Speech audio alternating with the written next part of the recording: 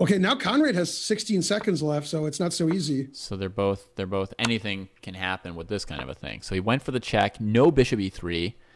If rook h2, the queen's got it covered. F6, trying to deflect the queen. Never play f6. Queen c7 check was mate.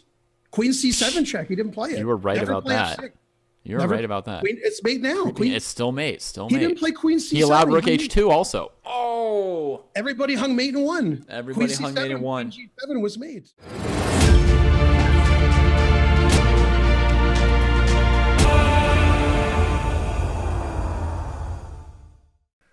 Hello, everybody, and welcome to the Pacific Division. Is it Pacific or specific? It is specifically Pacific. I got to ask Kramer. Only he knows. All right. Well, it looks like we're on. Some people said hi, so that means we're live. Well, he wrote your back instead of apostrophe RE, so maybe we're not on. I know, but I spend all day correcting that with my students, so tonight let's just let the grammar go. Wow, yeah. And focus on the chess. We've got the Texan matchup today. All Texan. All Texan. And all right, and we've got the A-OK from our tech team saying that we look good today. So there's a change. Well, I always look good, but the sound is good too. Sound is good too. That's new. That's good, yeah. Well, the All St. Louis match ended in a tie, and so now we have the All Texas match. All Texas match. Cool. Yeah. So, we've got here an exchange Slav, as some people noticed, with Conrad Holt playing black, representing the Destiny here. Conrad, I'm pretty sure, is a UTD alum. Yep. And Vasquez trotting out the exchange Slav, an opening famously maligned for not being super ambitious, but then sometimes it's great too. So it's a good thing that Varakobian is asleep now. He can't hear you say that. Var actually plays the exchange Slav for a win, as does another one of our favorite commentators, Yasser Seirawan. Yeah, so. and my buddy Jesse Cry and a whole host of people. You know, I'm not saying that that we're maligning it, Ben. We don't want to be. We don't want to be in trouble. I'm just saying it has been often maligned. That's true. Yeah. But there's a lot of decisive games with the exchange Slav, and with this time control, there's almost no opening that's too boring. And that's right. Yeah. Conrad Holt likes to mix it up, so I think getting the kind of position that that Vasquez wants is important, especially when the time control is so fast. Right. So so anything could happen. Let's bounce around and see what other openings we've got going on here. We've got Breckenridge on board 4 playing a knight a3. C3 Sicilian or Alapin Sicilian against Grandmaster I'm actually familiar Dragoon. with this because Black is playing the way I do, by taking with the queen and playing knight f6. Although I like to play bishop g4. e6 is more solid. And Black played queen d8 just so the knight can't hop in and wreak havoc, shall we say. Right.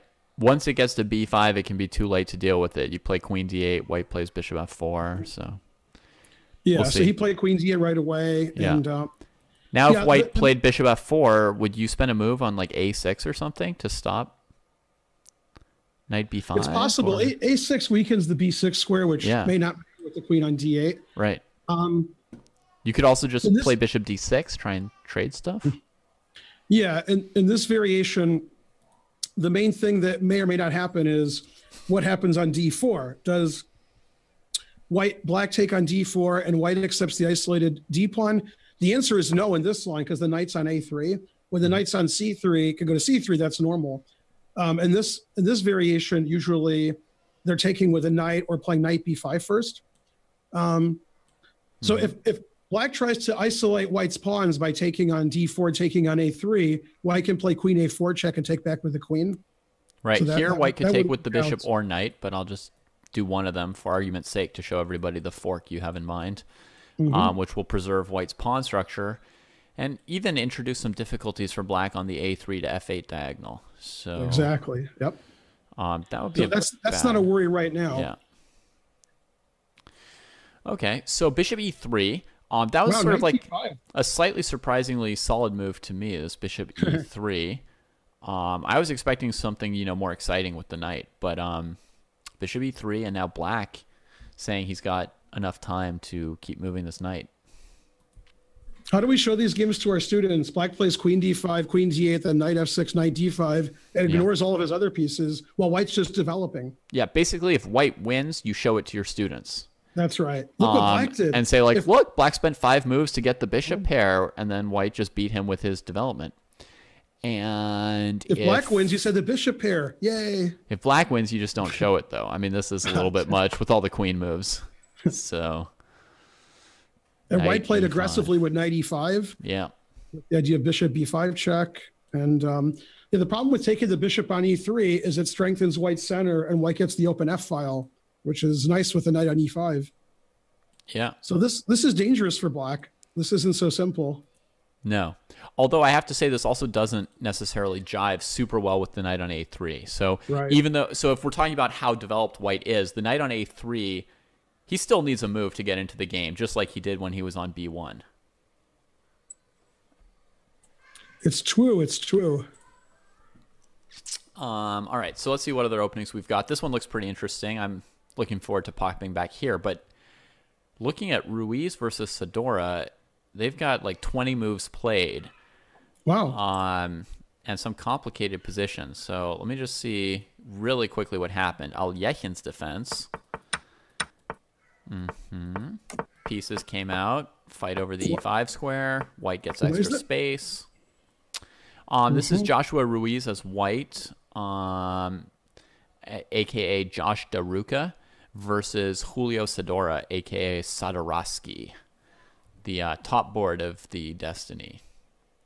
By taking the first part of his name and adding Arofsky at the end, he must be a better player. That's a good idea. It is useful. Yeah, that's a good idea.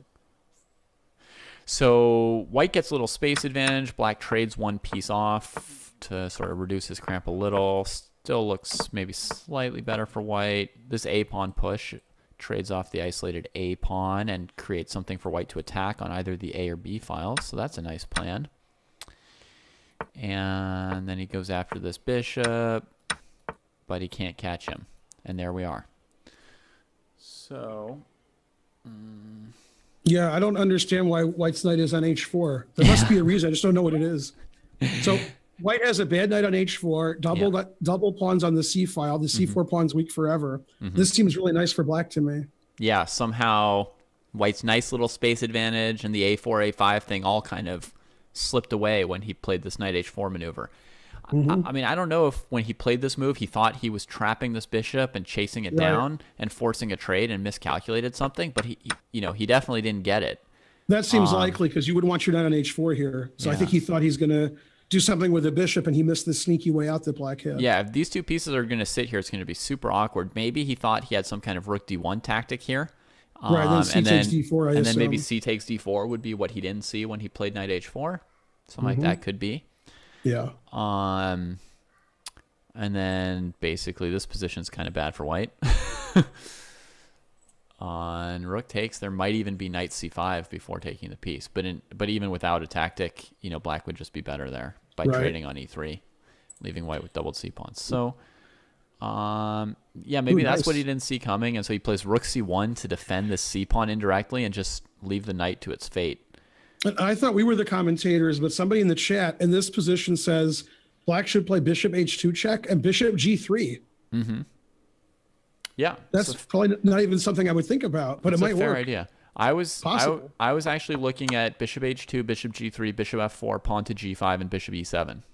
So, yeah. So let's have a look at this idea. Yeah, but if you play bishop g3 and I take it, can I do stuff on the queen side?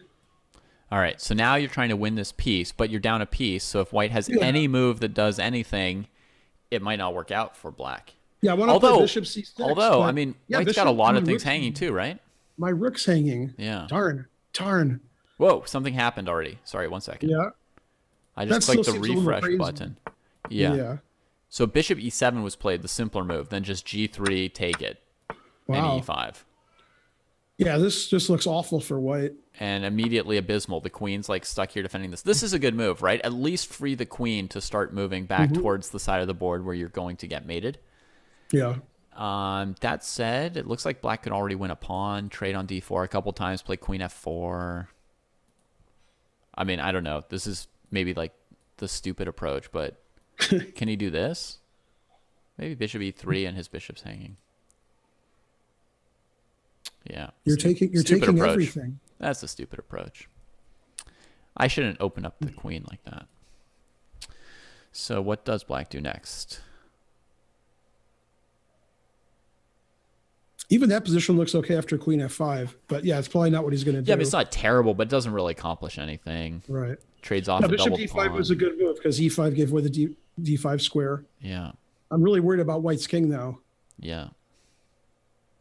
But maybe all hope isn't lost yet because that bishop on d5 is pretty strong. Right. I mean, one thing black could do would be to like put his pawn on e4 at some point and just try and use these to keep white's heavy pieces away from the king side just while they defend each other. This little unit on d3 and e4. But there's nothing immediately decisive yet, despite how unhealthy it all looks. Queen d6 to transfer the queen. Basically, you want to get near that side of the board. I like that move. I like queen d6. Yeah, queen on c7 isn't very helpful, but if it goes to the king's side, it can be very helpful.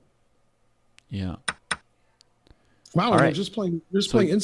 He just trades this thing off. He just goes for an opposite colored bishop position. Obviously solved some of white's positional problems, like the doubled pawns. You know, now there's this nice pawn on d5. So he's pretty much all in on a mating attack here. That's what I was going to say. Black just went all in. If he doesn't... with this hanging, it looks like... Yeah. And with d3 hanging, it looks like e4 has to be his next move, but then surprisingly, he stops and thinks here. Where you would expect if he made those trades, he would then... He played bishop e4, which actually I was expecting that. Okay. You want to get at the white king. Okay, so that leaves this pawn still sort of controlling white's bishop a little bit more, but... Huh. I mean, white has a pass pawn, c5 is weak. Yeah. But, yeah, I mean, if white's king gets too exposed, I guess if black gets an f5, f4, he's going to have a good position. Queen a3, attacking the c5 pawn. That's what I call a confident move. Yeah, you can mate me, but I'm going to win your c pawn. Right. That's important. Like, do your worst to my king. I will. He could sacrifice it right away, put his queen on the third rank to play queen g6 check, one of your ideas, and white's king's going to go for a walk. So, right. So I don't understand. I mean, instead of queen a3, whoa, I don't know what just happened. Sorry. Some kind of autoplay mode. Instead of queen a3, I thought white basically needs to cover g2, so king h2, rook g1 would make sense. Yeah, actually, that's what I was expecting was to play for safety. Sidora doesn't see any hurry. He just played rook c8, and he'll hopefully, in his mind, follow it up with queen d6 or queen b6 and queen g6 check, and not sacrifice a pawn. He wants to have his structure intact when he checkmates the opponent. That's right. Doesn't want to lose any material while he's mating him. Okay. I mean, you got to like black because white's king is so much weaker than black's king.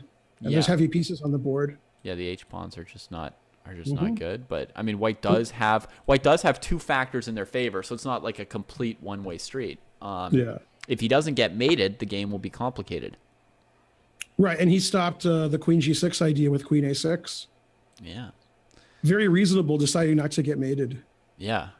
Yeah, but I could play queen d7 with the idea of queen h3 and then queen f5 also. Yep. So I can still get my queen in there somehow. Yeah, I was thinking this thing too. And I was... But I mean, how are we ever going to checkmate white if he puts his rook on g1? Like, what's the... That's true. What are the winning methods from this kind of position? The way to win, if I can make a million moves in a row, is to play f5, f4. I have to move my queen out of the way. And in fact, maybe instead of queen f5, I should have played f5, f4. But I'm leaving 6 open. Once the plan is f5, f4, then we don't necessarily want our queen there. Yeah, if I play f4 and you play bishop d2 or bishop c1, I'm pretty happy. Okay, so he played king h7 already, sort of pre-defending g7 and h6, which you know, white has some ability to threaten. I don't know. Yeah, and he stops all the back rank checks. Yeah, now that c5 isn't attacked as much, he can try to activate his rook b8 to b2, or even attack the c pawn. Yeah. And that's what he did. Good. I hope it's good. I suggested it. Yeah. If he loses, he'll just say it was your fault. If white plays queen a3 to stop rook b2, rook b3, and attack the c pawn, black can play rook b4 and then threaten the c pawn and block the queen. It seems like black's winning everywhere, and white's only trump is the pawn on d5. Well, I mean, white's got one or two tricks left that they can throw at black. One other trick is bishop takes h6, queen f6, but I guess that's out now. Okay, so he played d6 and took the pawn on c5. All right, so that's and something for him. He's letting black attack, but he doesn't care. Yeah. These decisions are made really quickly. Yeah, white is playing impressively quickly against like a higher rated GM. Yeah. That's scary. I'd be scared if I was white. Oh, here comes the black queen. Here comes the black rook. I thought your money would be on whoever was playing faster. Usually that's the case. I mean, if I play queen f3 and rook b1, I'm just winning, right? I mean, you better do something about that. Yeah, I agree. Yeah, maybe there is something to do, but I'm really scared if I'm white because my king is so exposed.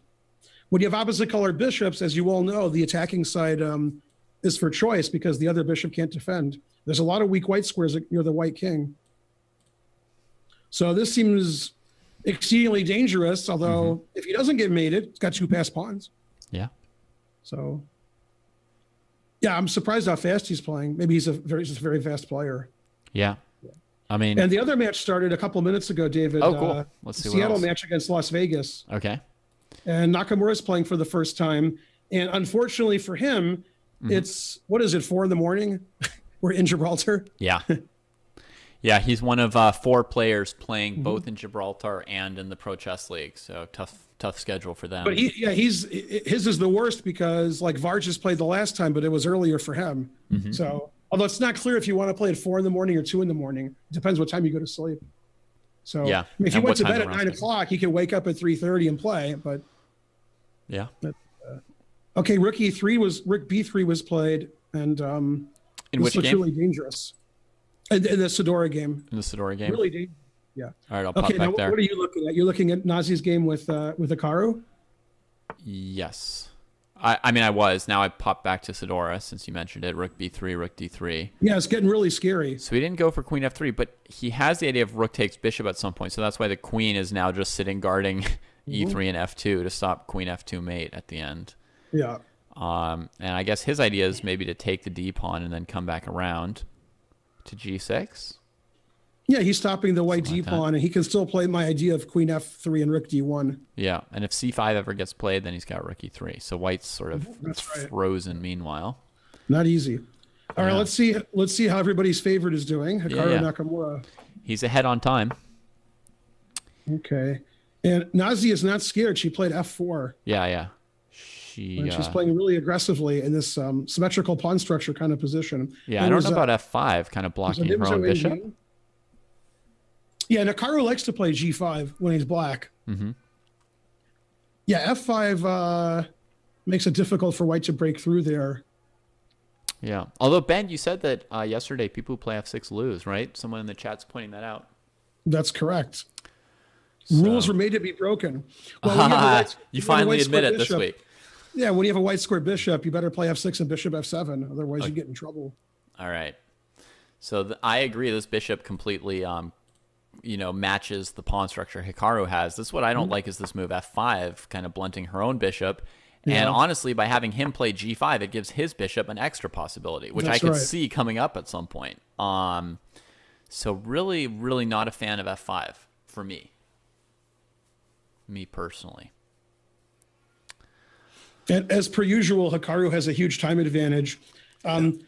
He plays definitely the right speed in 15-minute. Hikaru is obviously a great blitz and bullet player, but I think it's important when it's game in 15, you play exceedingly quickly and get this huge time advantage on your opponent and put your foot on the throat. And he played knight a5. He wants to play knight c4, obviously. Yep, sure does. And obviously, Hikaru analyzed all the discoveries on his knight, and he discovered they weren't dangerous. Right, such as knight takes d5, queen takes d5. Not dangerous, right. And knight e4 and knight b5 don't work either. Okay, Nazi moved her queen away from the knight. Yeah. So that knight c4 doesn't gain a tempo. Right. Still a pretty good square for the knight, unless unless Nazi's threatening something. No, I don't think so. They're telling me that Sidora blundered mate in 1. Wow. Let's see if the truth hurts. White just won by checkmate. My goodness. By mate in 1? I thought black was attacking. So black was attacking. Here we were, praising everything about black's position. Queen takes e5. He hung that, going for his checkmate. Oh, Rook takes e3 there. Yeah, so actually black was winning if he didn't... if there was no queen g7 mate, he'd be winning. But if he played something like f6, then white can keep going with queen f4 or queen g3, right? Something's going to work out for white here. Or even queen e7 and threaten mate again. Or just keep threatening mate in 1 till the opponent misses it. That's a bullet strategy. Wow, he didn't see mate in 1. That's not good. No. Especially in a team event. Well, especially, board 1 against board 4, round 1, team event. That is like the point you can't give. Wow. So Dallas is in trouble. Let's see how their last game is going. Wow, that's crazy. Their last hope is Holt here with this exchange Slav, which Guillermo seems to be in very comfortable position in.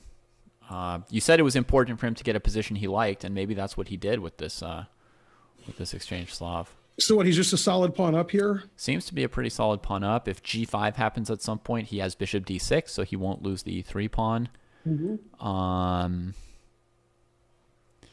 I mean, he is behind on time. He's got 3 minutes against 6. But if he's comfortable enough with this position, that shouldn't be too bad a time pressure just yet. Yeah, it's not good for Dallas. Wow. No, it looks like a tough start for them. Here's another point the Ospreys won was here, this game by Camille Dragoon. Wow, white never got their rooks into the game and just threw in the towel. Let's see what happened. They had a queen trade, won a pawn on c5, didn't actually win it. Oops. Got aggressive with this knight, and now king d1 instead of castle's queenside. It's a mouse slip, isn't that, Ben? What would you say are the odds that on move 19 this was a mouse slip? Oh, yeah, king d1's definitely a mouse slip, yeah. The point has to be castle's queenside, and then, rook b8, knight d6 check or something of that sort, and it's an equal rook endgame. Yeah, king d1's just a mouse slip. Yeah, he mentioned castle queenside. Yeah. So honestly, other than the mouse slip, Breckenridge played quite a good game against the board 1 for the Ospreys. This is an unfortunate first round for them. Wow. All right. Well, back to Hikaru. So somebody hung mate in 1, and we have a mouse slip. So that's online 50-minute chess is tough. Anything bad can happen in just one move. So the Ospreys collect those points. Nothing decisive happening yet for Hikaru. So let's see how his board 2 is doing. Yep, Hikaru's just hanging on to his huge time advantage. So who should be playing with Hikaru? So it's Mark Velashvili. Mark Velashvili should be his board 2. That makes sense. Yep. And Ostrovsky's the Vegas board. Is he board 3? Yeah. All right, found Mark Velashvili against the Desert Rats board 3, Ostrovsky. And his king's going for a walk. His rook is hanging. What's happening around here? But he's got 12 minutes on the clock. Like, this is all his opening theory. Well, Mark Velashvili, a6 on move 3. Yeah. Interesting. Okay, let's just quickly see what happened. We've got a 2 knights Caro-Kann. And then he says, well, you spend a move on a6. I'll play a normal Caro-Kann now. I'll play any opening now, to be honest. Wow. Goes for quick knight e5. This quick knight e5, this is one line where the pawn on a6 might be theory. He may have picked the one thing he shouldn't do here. Let's see, knight c6. I mean, I could be wrong, but I think white's just up a piece now based on what happened. It seems like he just underestimated what happened in the game because... Okay, but people need to know why black didn't take... Why Mark Velashvili, after doing all this, doesn't take the rook on a1 and plays e6. I mean... Yeah, queen a4 check looks just crushing. Queen a4 check. It's just checkmate. b5. Yeah. Bishop b5. Takes. Pawn takes. These are all basically only legal moves we're looking at here, folks. So there's not too much else to calculate. And boom. Yep. So basically he just walked into an opening trap by Ostrovsky. Yeah, it looks like he's exactly. Yeah, it's good prep. And after he plays e6, Ostrovsky takes here. I suppose he could take on a1. White takes on h8, and he's still down a piece. So he took back, and now Ostrovsky's picking how to take this knight. But basically, this could be a big point for the Rats. No, I mean, White's winning, and White has a 6-minute time advantage. Right. So, And for him, he's just starting the game. He's like, this is a position that he knows, just an opening trap. If he doesn't win. Here's an extra piece. Now he just has to not Gawain Jones it, right? Yeah, Mark Velashvili is a tough opponent, so that's a terrible start for him. There's 2 pawns, though. That's the second pawn. Yeah. You're unimpressed.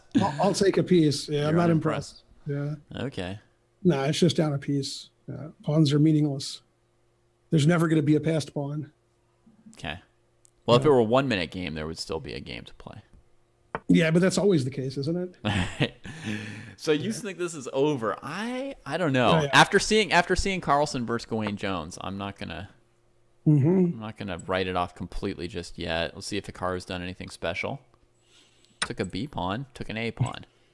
That sounds like a lot happened. When the queen side is that small, that's taking the whole queen side.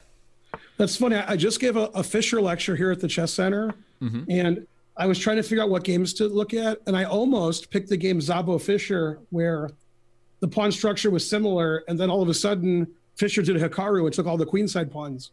So Szabo resigned before he lost all of his pawns. Right. So yeah, whereas Nazi's playing in a team event, so yeah, her pawns are all gone. Yeah, that's the time situation is not good either. Man, and this like pawn on f6, bishop on f7, king on g7, Solid. It's like there's no way to perpetual check that. The knight on e2 just can't get in anywhere either. There's nowhere to go. Yeah. So this looks like a pretty clean win for Hikaru. This might wake up Hikaru because it's 4 or 5 in the morning there. So this will get him going. Yeah. So 2 pawns. His team. Well, we don't know how everyone else on his team is doing yet. It's a little bit early in the round. Well, Mark Velashvili's not doing well. But we know that Mark Velashvili's not doing well. Who are the superstars for the Rats today? Who are their top boards? Are they playing Dominguez today? I was told Dominguez is playing, but I don't see him. Yeah, I found him. So he's playing for them too, yeah. He's playing Anthony He. I worked with him like 4 years ago in the World Youth. Yeah. Yeah, and he's pretty good. The snapshot here is that Dominguez is up a pawn, but still has a lot of work to do. Hikaru is up 2 pawns. So as far as superstars go, he's doing twice as well. Yeah, Dominguez has a huge time disadvantage also, which I don't think will matter here, but this isn't easy. Yeah. Yeah, for Dominguez, as long as his knight is passive and the white rook and bishop are good, it's not over yet. But if he can get this knight to like g5 or something, I mean, this should be a technically winning endgame. Yeah, in fact, he could play f6 and then get his knight to g5 via f7. Knight h8, knight f7. My favorite maneuver, knight h8. Do you know what? We've got something in common. Knight h8 to f7 is one of my favorite maneuvers in chess as well. Yeah, I do that all the time because I play this closed Benoni. And then when they play h5, I play knight h8, my knight goes to f7, sort of by force. Oh, but see, that's what we don't have in common. I prefer to be on the black side of the Benoni and then move my knight to h8. Oh, I thought you were white playing knight g3 to h1. No, they're playing h4, h5, attacking my knight on g6. I play knight h8. Oh, great. All right, we're on the same team. We're all on the same team here. Yeah, in fact, I did that last year in the Pro Chess League against Gazzoli. I played knight h8. I think I played it against Conrad Holtz also in the same opening. Yeah. So what do you think of Hikaru's? I think I won both of those games. Yeah. So what do you think of Hikaru's plan here? He started moving his A pawn now. He's sort of like a very good plan. Very good plan. Happy with the position of his queen, and now he's going to try and improve the position of the A pawn. No, I think in a slow game, Nazi would have resigned already, but it's a team tournament, so you plan a little longer. Yeah. But so now, what do you say? Queen d1 to trade queens, or you're so happy with your queen that you just keep moving the A pawn? Oh, I like my queen. You like your queen, right? Because they say simplify, simplify, simplify when you're ahead. But I guess if you're good enough to be confident that you can calculate stuff, and your queen's better placed than white's, you don't need to trade it, right? Yeah, no, black's never going to trade queens. Yeah, white's queen has no activity at all. Black's queen is attacking everything. Yeah. All right. So there you go, folks. An exception to the rule of like trading queens when you're up 2 pawns. Like, it's never going to be terrible to like go into a 2 pawn up endgame. Or, I mean, seldom terrible. But this is like way better. I mean, he just moves the A pawn a couple times. His queen's so strong. Yeah, she resigned. And she resigns. Yeah. Hey, Dominguez played knight h8. Yes. All right. So that's how you play at 4 a.m. Go Dominguez. A5, A4. We'll see if Hikaru can keep it up at 5 a.m. and 6 a.m. Over in Gibraltar. Gosh, this last game actually in the other match we'd been watching, Dallas versus Rio Grande, is looking pretty interesting to me because it's got the opposite colored bishops again. It's got pawns threatening to queen. I feel like Conrad's much happier than last time we saw this. So White's up 2 pawns, but White has 10 seconds left. So he's up 2 pawns instead of 1, but 6 seconds. Wow, it's not good. 6 seconds, and most importantly, Conrad has some play now, right? It's messy. I mean, I'd rather have White, but I'd rather be White, have 8 seconds on my clock. Yeah. Yeah. So on queen takes h6 here, White could play rook c2, I think, and then that would be really bad for black. So that's right. Conrad's going to still have to, whip something up here, something a little confusing, right? Give Guillermo 1 or 2 more things to think about. Yeah, he wants to keep all the pieces on the board and take advantage of his opponent's time situation. Yeah. Yeah, it's not easy because the pawn on c2, that's got to keep an eye on that. Needs to be defended, right? It's hard to really amp up the pressure here. The other thing you can do is just try and play a move that doesn't really do anything and let White come up with a plan. Sort of just let them flag on. I mean, Black wants to get his rook to the 6th rank because the f3 pawn's really weak. Never play f3. Yeah. So if I could play rook anywhere on the 3rd, 6th rank, I'd be pretty happy. Yeah. Well, it was really the move. Maybe he could play rook b4, rook b3 after his bishop d5 move. Yeah. Oh, this is not looking like the right plan. White's taking all his pieces off of the c pawn. That kind of had Black tied up. I would suggest White keep attacking the c pawn. White has 2 seconds left. 2 seconds left. Yeah, okay. White's going to lose because he has 2 seconds left. Now rook b3 and that's it. Wins, yeah. Well, he had 2 seconds left, so there's nothing you can do. Yeah. Yeah, and then that's over. Oh. Yep. Ooh, king h4, aggressive. Yeah. So Black can hang mate in 1, queen d3 threatening rook h3 mate, queen g7 mate again. Yeah. Also, everybody can hang mate in 1. Also, if White has time to play queen g7 check, he might be able to draw that endgame, but I don't know. He's low on time even to do that. Doesn't queen d3 win? Oh, you could play bishop e3. Okay. Okay, now Conrad has 16 seconds left, so it's not so easy. So they're both anything can happen with this kind of a thing. So he went for the check, no bishop e3. If rook h2, the queen's got it covered. F6, trying to deflect the queen. Never play f6. Queen c7 check was mate. Queen c7 check. He didn't play it. You were right about that. F6. You were right about that. It's mate now. It's still mate. He didn't play queen c7. He allowed rook h2 also. Oh! Everybody hung mate in 1. Everybody hung mate in 1. Queen g7 was mate. That's the theme of the Texan match so far. Wow. Of course, it's more understandable with 7 seconds against 10 seconds than in the other game we saw where it was kind of surprising. Right, yeah. Nobody had queen c7 check like 3 times. Honestly, when you're watching this with 7 seconds, I was expecting someone was going to hang mate in 1. It's not a surprise to me.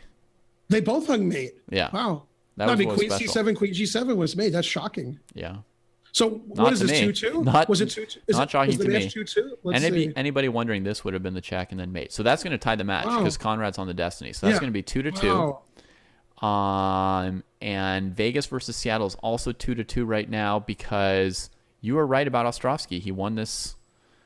He won this game against Mark Belashvili. A great prediction by me. Confidently. Yeah. I'm impressed. I was kind of thinking like maybe some weird thing will happen and Ben will eat his words because, Ostrovsky's not a GM and he doesn't have 2 hours on his clock. But you were right. Yeah, piece is a piece. Okay, so we have a lot of games we haven't looked at yet. Yeah. In fact... And the Chinese have started playing too. The Pandas are on. As a commentator, I'm not supposed to favor any team, but before the league started, I like that team. Yeah. That team seems really good. Well, I mean, do you like them like you think they're going to win, or do you like them like you have money invested in them? I have no money invested, but I wouldn't be surprised if they won the Pro Chess League. So my understanding of our position as commentators is that we're perfectly allowed to expect different teams to win different matches. Like you can think that one of the teams is the strongest team and give that opinion. I don't think you're going to get in trouble over that. You know me, I have no opinions. Yeah. Yeah. So Let's Anthony see. he I think is fighting back really well against Dominguez. Okay, keeping this one I going. mean, Wow, I don't even know. I don't think he's worse. Yeah, it's like, okay, you've got one extra G pawn, whatever. And he's got a 4-minute time advantage. Yes. Yeah, Anthony he, and he's got threats. Rook D5, Rook D8. No, this doesn't look to me like black is even better here. This knight's got to get to D6 in a hurry, but I don't think it made it. C4. I think he wants to play C5, and Lanier will play B6. Knight D6, right? He's going to play B6. Yeah. Well, he also wants to play C5 just because he can always force B6 from black, and then when black plays B6, he wants to maybe take even more space with C6. What? No B6? Yeah. Well, probably after C5, he'll play B6 then. Okay, but then white can. C6. I play C6. If you play Knight D6, I take it. Play Bishop D7, and I win. Yeah. So yeah, this is tough for black. Yeah.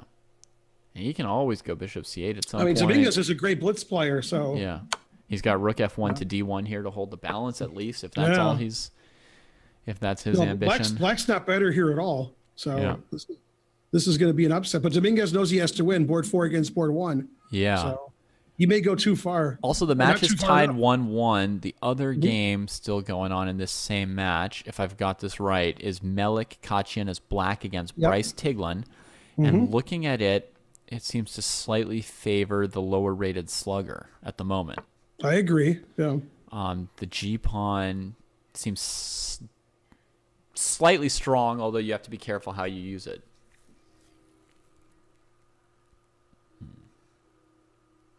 Well, Melik's got the time advantage. I mean, I could definitely expect him to hold. If you're Lanier, I mean, he had such a good season last year. You're probably frustrated about a couple of the games from last week. Yeah, especially that last game that we were doing with with Yu Yang Yi. Was it Yu Yang Yi? Yeah. But also his draw in round 1 with the board 4. Well, he was lucky to draw that game. Where he's lucky to draw her. Yeah. He's probably wondering, like, why are these random players so good? It's kind of annoying. Random players are tough. Yeah. Especially the young players. They're always trying to beat us old players. It's not fair. Yeah. So, yeah, I think Kachian's worse, but he may draw, as you said. Right. I mean, all 3 results are possible.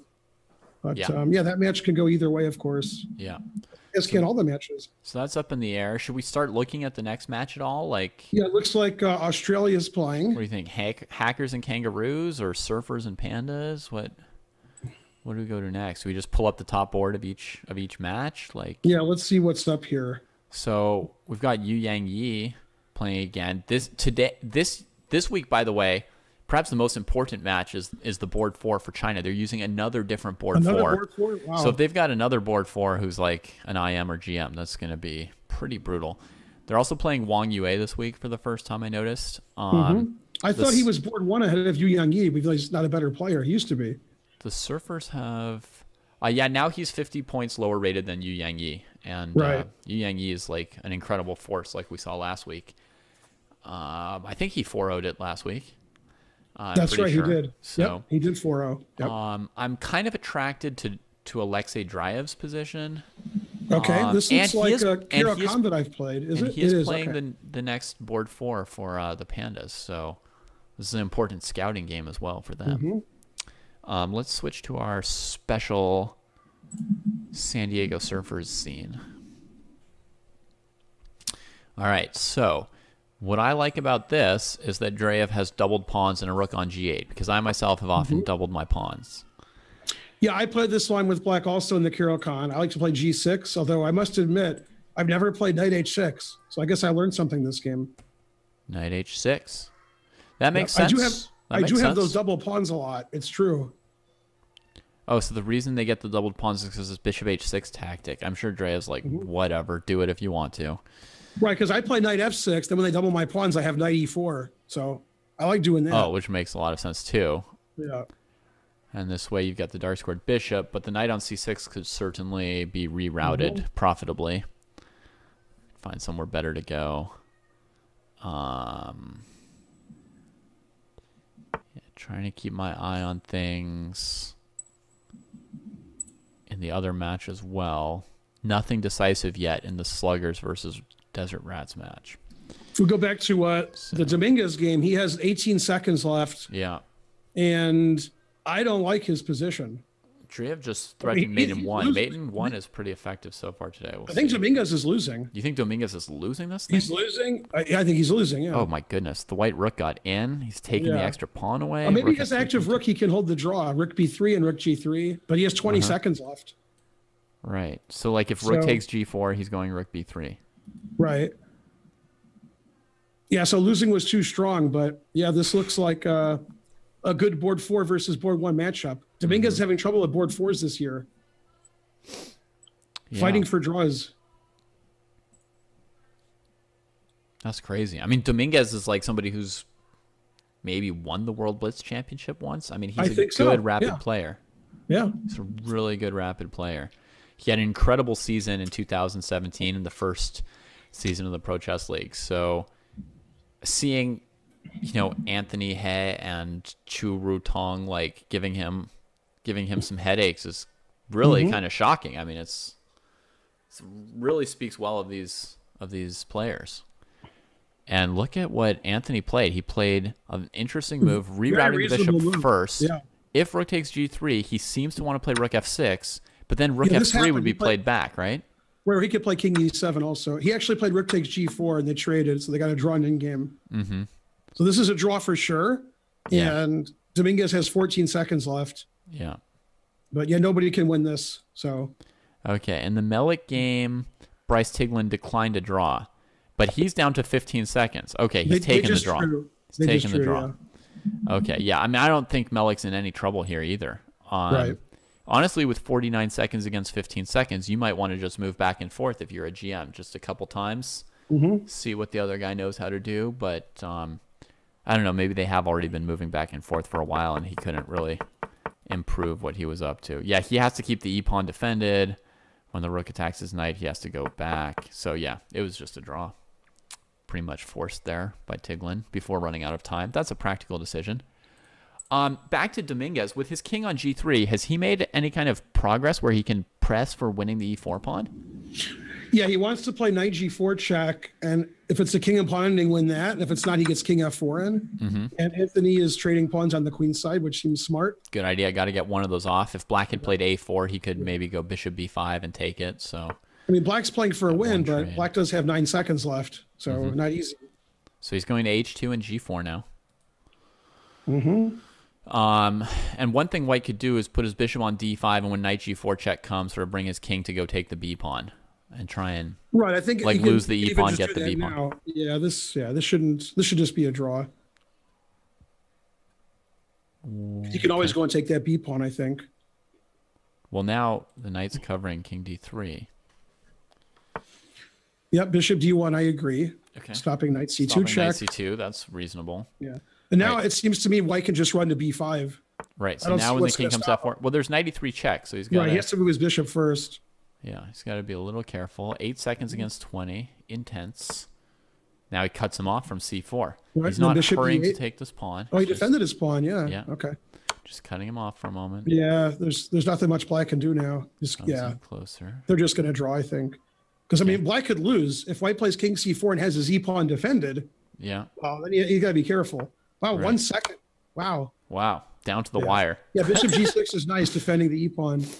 Draw offered. 1 second. Won't take it. Jeez. Who offered the draw? White offered the draw, and Dominguez declined it with 1 second. Well, they can claim a draw now. Yeah, I mean, they certainly could. Anybody Very can good claim defense. a draw now. Yep. Intense. All right, well, the board fours are not rolling over today. And in fact, today might be the day of the board fours because we heard the news that during the Eastern Division, Sean Nagel became the first board four to score 4-0 for the Minnesota Blizzard. 4-0 for a board four. You have to assume that his team won, right? They won and then some. I think they won 11-5. Oh, goodness. Yeah. They like won so bad they almost didn't need a board 4 to score 4-0. Exactly. But it doesn't hurt. It doesn't hurt. No, you'll take that. All right. Let's see how Egrok's doing. Well, he has a lot more time. That's what he's doing. Yeah. 6-minute time advantage in a 15-minute game. Somehow White did avoid the mate in 1, though. So this is a game for some other people to study, for some of the other players today. Knight H4. Some of the other grandmasters, yeah. Yeah, I mean, we've seen the knight not be good on H4 in some cases, but no checkmate. That was good. Mm-hmm. All right. Well, he's going to attack G. I like black a lot in this position. Yeah, I mean, I don't think we've seen the last of black attacking G2 yet. I think there's going to be 1 or 2 more threats there this game. It's looking hard to defend that square. It's looking hard. This is very difficult for White. Yeah, you can't play knight E5. Yeah. The knight on F3 can't go anywhere. The bishop on F4 is great. The G file's coming in black's favor. Black's king is really safe. The rook on A1 is terrible. Right. Very bad position for White. White's just doing nothing. I mean, they don't have a single thing going on. Not every single 2100 player is a grandmaster strength, I guess. Yeah. All right, so G3, that probably had to be played at some point. I agree with just biting the bullet on it. I mean, it's a weakening move. It looks bad, but White couldn't move anything else. Yeah. So the question is now how to develop the rook on A1 before you get mated. I mean, you got to basically do some version of rook C1, C4 or something just so that there's something that could go right for you. Yeah, with the bishop on C7 and the pawn on G3, the long-term prospects for White are quite bad. Even if black doesn't checkmate immediately, as the game goes on, it's just going to be really advantageous to black. And now it's a 7-minute time advantage. Okay, B4, pretty desperate. Yeah. The problem is that if you do B5 too fast, black just plays knight A5, C4, and basically the only bad thing about black's position was the knight on C6, and then you're like, here, come to C4. So the plan is now A4, A5, and then maybe B5 at some point. I don't know. That's slow. Okay, and Drea switched to the H pawn. Indicating that he's ready to finish the game off. He didn't play rook H8. He didn't play H5, H4. He's just... I mean, I wonder if he's already calculated something. I mean, he might want to play queen G6 to H5. Mm-hmm. Then I could play knight G1. Always retreat. Yeah, well, we could. See, me and Greg Shahadi are similar. I always retreat, and Greg always retweets. So we're close. Yeah. Just a little accent separating the two of you. Exactly. Yeah, I got that Midwestern accent. He has the Philly accent, so I retreat more. Yeah. But that's okay because Detroit was founded by a Frenchman, so I should retreat. So you should. That's right. Yeah. Yeah, actually, Greg was posting about football because the Eagles are in the World Series, in the Super Bowl, and if you say so. Yeah, he actually said 2 very funny things. He said, "I hope the other team doesn't score 4 touchdowns in the fourth quarter. Oh wait, then we still win." Why? Why would they still win? They were ahead by more than that when he tweeted that during the Super Bowl. No, this was the game before the Super Bowl. This was a few days ago. So it already happened. Well, the game before the Super Bowl already happened. The Super Bowl isn't. Yeah, I see. You know a lot about the Super Bowl there. Yeah, I'm a sports buff. I thought Danny warned you. Yeah, no. Before pairing us together, no. No. Yeah, I know everything about it. Everything? Yeah. Almost everything. Yeah. Almost. No, everything. I mean, you're a sports buff like Greg Shahadi is, but since the Eagles are in the Super Bowl, he became a sports fan. So. Yeah. Then as soon as the Super Bowl's over, he'll forget about sports again. The only sport that matters is this one. Chess. Exactly. Pro League, yeah. Boy, this is not the most positional for the Chinese board 4. Because they did play B5 before. They did allow this thing. Yeah, so White's pawn structure is not good. No. But that was basically White's only advantage was black had doubled pawns on the F file, but now black's pawn structure is better. Yeah. But they haven't been mated yet. I would count that a victory every move here. There you go. Yeah. I mean, maybe the plan for black is to play F4 at some point, then when white plays G4, you play H5. Is that a simple plan? Too simple? I mean, I would play King B8 and take all of White's pawns. So you'd play like King B8, Rook C8, and beat him on the queen side too. Yeah, I mean, 5's weak, C3's weak, E5's weak. So is the queen coming to B6 here? Yeah, my knight's going to c4 Nakamura style. Nakamura style. And then, like Nakamura, you would take the whole queen side. That sort of matches with the knight on c4. I would hope to, yeah. Yeah. But Drea's only 5 minutes on the clock now, so things are getting better. Speaking of Hikaru, they just started. He just started his next game? He did. They played for about 10 seconds. Hikaru versus Ostrovsky. Let's see if he's still awake. Beat Margvelashvili last round. So looks like Hikaru's still awake. He's moving his pieces, so that's good news the for the sluggers. People like that. If you're the sluggers and you've got one of your players, many would say your key player, playing at 3 a.m. in another country, you'd really wish you had somebody there to poke him when he falls asleep, wouldn't you? Wouldn't you want some kind of like assistant manager who'd be there to like... In one of our matches last year, Wesley So did play from Tata Steel, and it was 3 or 4 in the morning. And were you guys worried? Yeah. I think I was a little worried, but he won 4-0, I think. So then I was less worried. Then you were less worried the next time. And obviously the famous game that I beat Mamedyarov, most people don't know. It was like 4 in the morning where he was. Yeah. So that was my only hope. You shouldn't bring that up. You should be like, well, the truth hurts. The truth hurts. Yeah. If somebody hasn't slept in like 30 hours, I have a slight advantage, only slight. Yeah. Yeah. So yeah, normally playing online 15-minute at 3, 4, 5 in the morning when you have a game to play the next day isn't the best idea. But Nakamura's done similar things before, and he's such a good blitz player and bullet player that it shouldn't be any problem for him. It's more worrisome what's going to happen in Gibraltar. More worried what he does the next day in his real game. Yeah, because the famous story, Fischer fell asleep against Bisgeyer, and Bisgeyer woke him up. Yeah. That was his only blunder. And the reason Fischer fell asleep is he was playing blitz chess all night the night before. And he didn't sleep. Reason. That's a good reason. So there's precedent. So here we've got some skis. Like you were saying, skis are pretty good in chess. We've got the Trompovsky for white, and we've got Ostrovsky for black. Yeah. Where do Muras rate versus skis? I mean, do you think Naka can dominate this game despite not calling himself Nakamura-ski? That's right. I mean, Claudio Amura is pretty good. She probably retired. So we've got Plectramura in the chat room. So we've got some other Muras here rooting for Hikaru, no doubt. Indeed. Let's see what's happening in the chat. Nothing serious. Danny Wrench is chatting a lot. I can't believe it. Yeah. If Hikaru wins all of his games, he'll give away a diamond memberships. That's right. Okay. Not sure how those two are related, but okay. No, they're not necessarily related. They're just a cause and effect of some kind, an artificial cause and effect.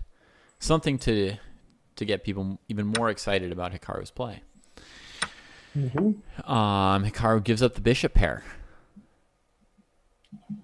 But the pawn on e4 doesn't look too healthy. Right, that's normal in this variation. Yeah. Hikaru has his usual huge time advantage on move 8.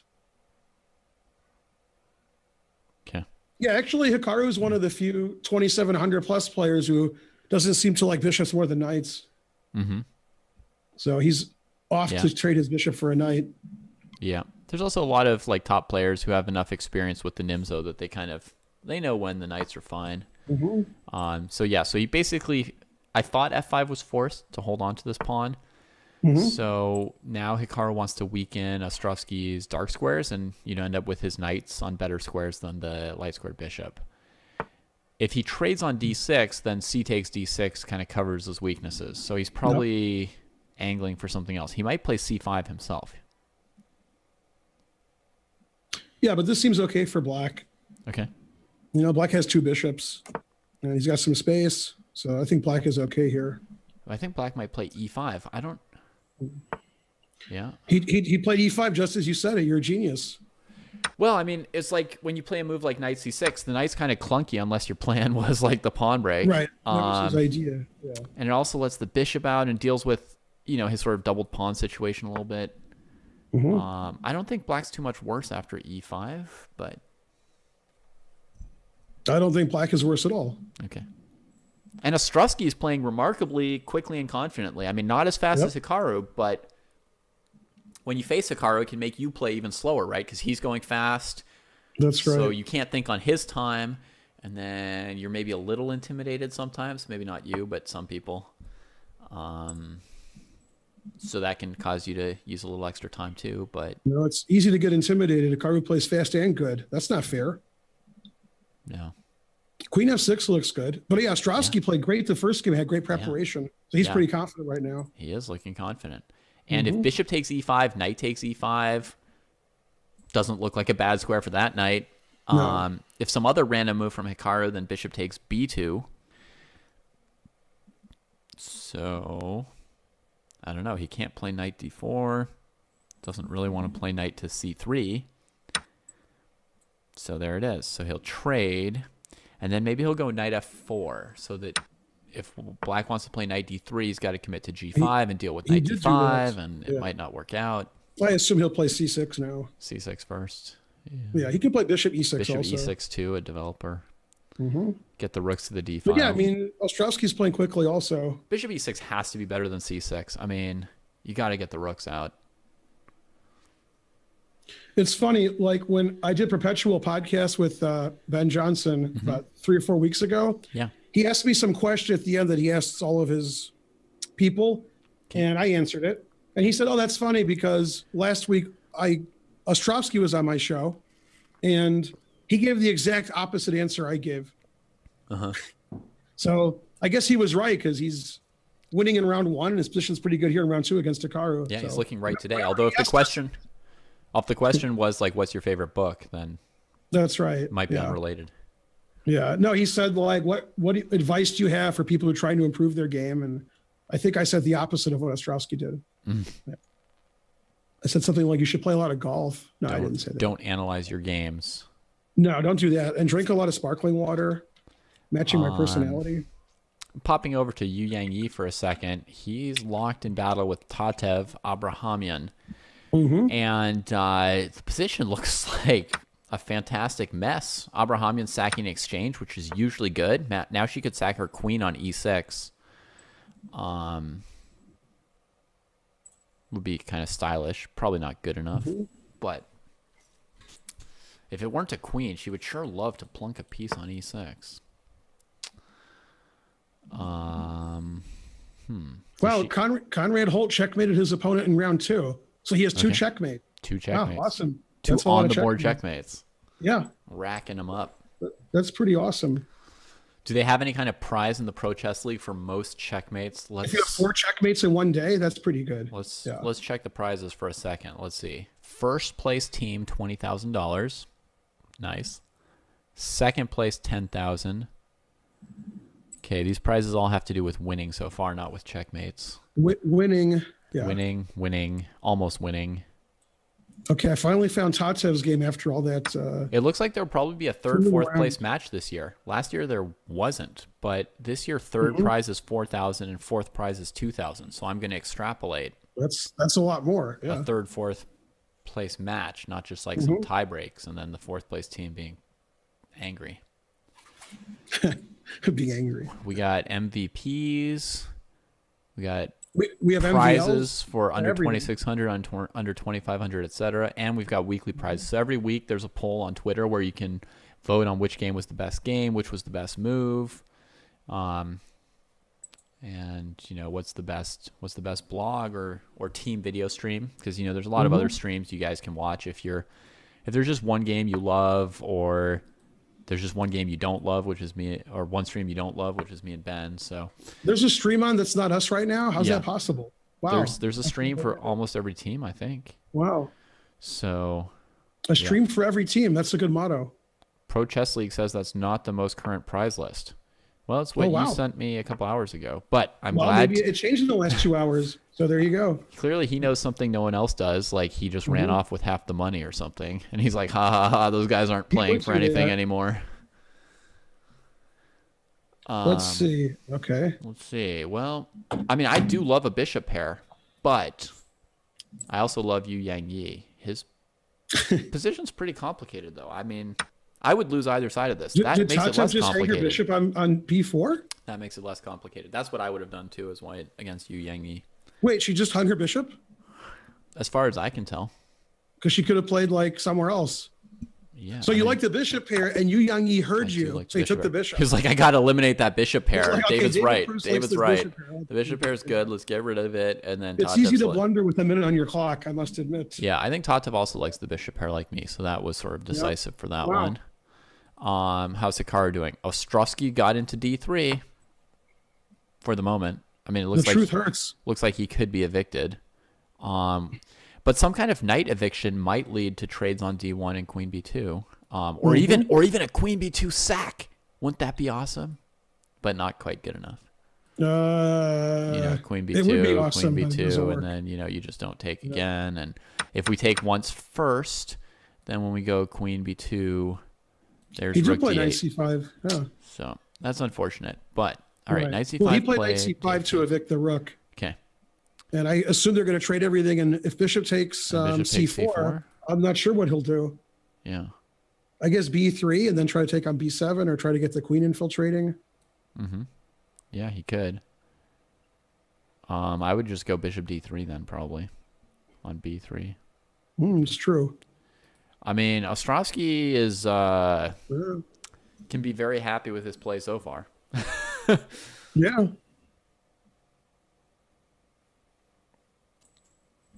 And how are the matches going? Destiny is up 4-2 against Rio Grande, thanks to all of Conrad Holt's checkmates, partly. I mean, the differential is basically two checkmate and ones.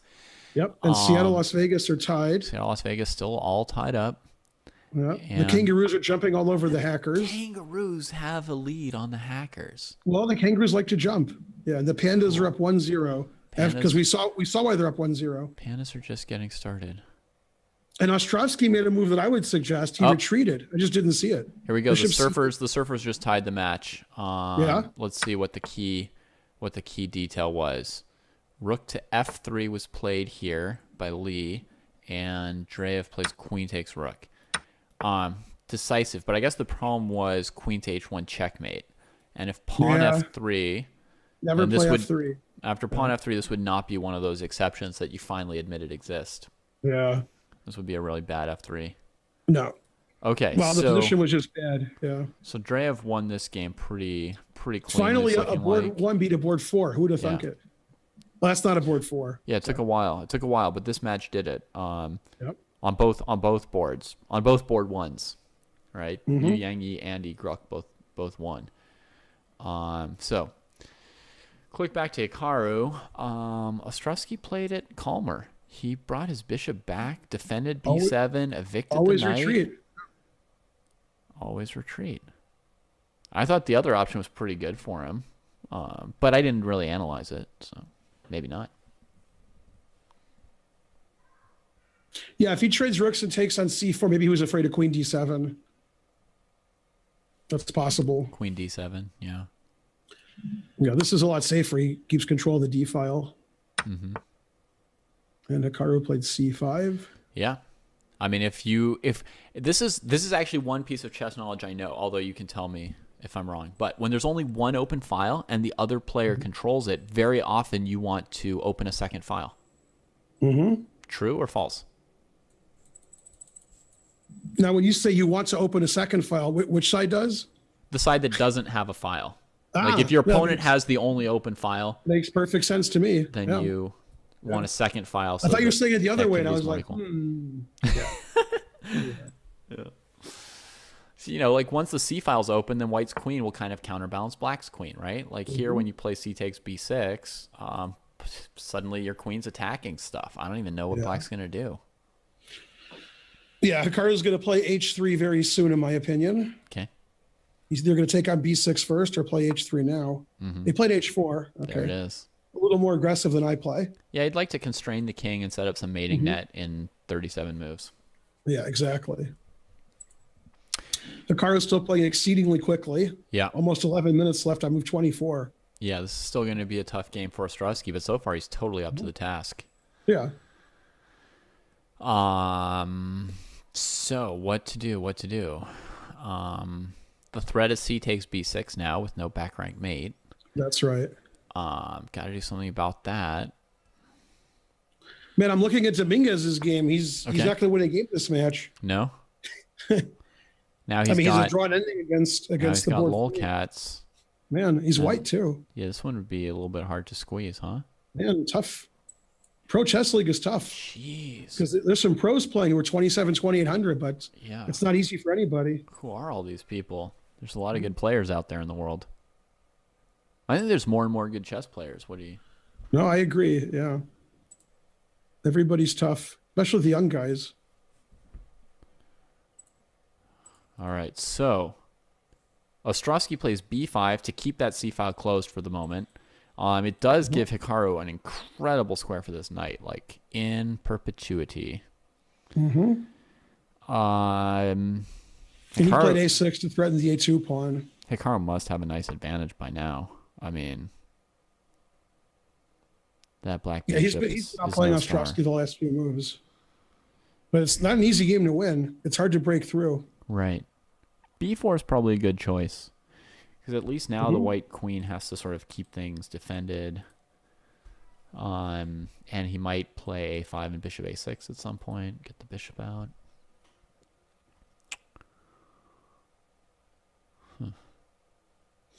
I think Hikaru was wondering if he can win this ending without queens with queen b3.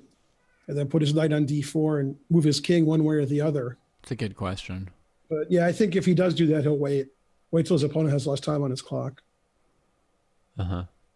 Because white's king is just really safe. Right. And black's king isn't safe yet. He played f5, so the king's always open. Yeah.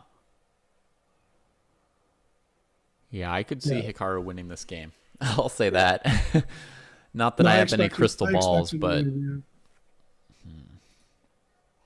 looking pretty good. Let me see what else is popping in these matches here. We've got Chess Trails. I like this game, Dragoon versus Gorovets. Okay, that's what I happened to click on. Match. So white's down a piece. He has a pawn in the 7th rank. Right. And black also has a minute left. So that's a lot of issues considering. Right. The spread is queen f8. He didn't stop it. Queen f8 just wins, although maybe he couldn't stop it. Maybe he couldn't stop it. I mean, if he played queen takes f3, there was a problem with rook takes rook check. Queen f8 resigns. King here, rook check. It's a good thing we looked at this game because it's going to end right now. Yeah. Yeah, I don't know if maybe he didn't see queen f8, but maybe he couldn't do anything about it. Yeah, I mean, well, he couldn't trade the queen. He couldn't trade the queen. If he plays rook f6, there's probably queen takes queen and then taking on e8 with check. So so he couldn't do anything after. He was just dead to rights there. This might be a really nice game. It's funny. After queen takes f3, rook takes e8, check, king f7, rook f8 is mate. I know. Wow. There's a lot of mate in ones. That would have been a nice one. Yep.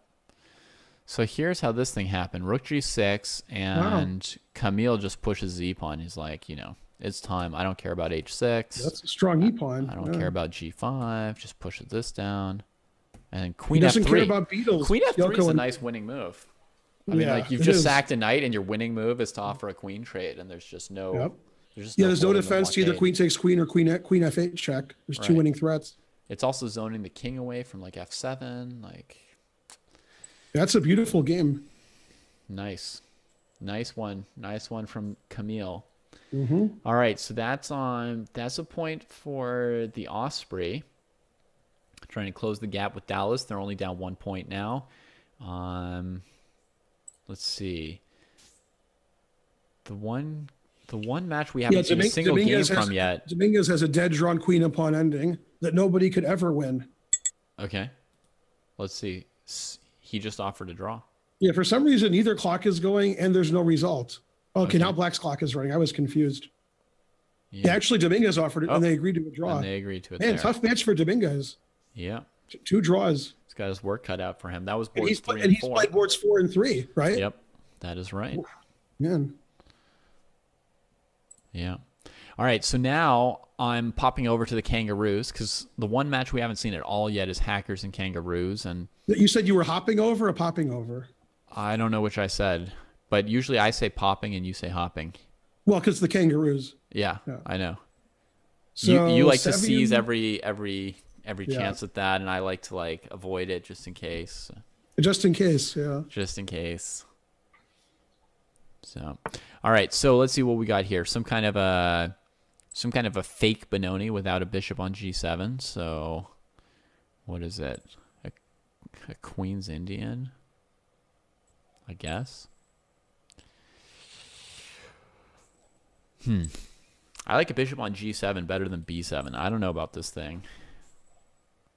Black did get into b5 push, which is classic. Although the pawn is hanging, so I don't know. If you're willing to hang the b pawn, you can always play b5.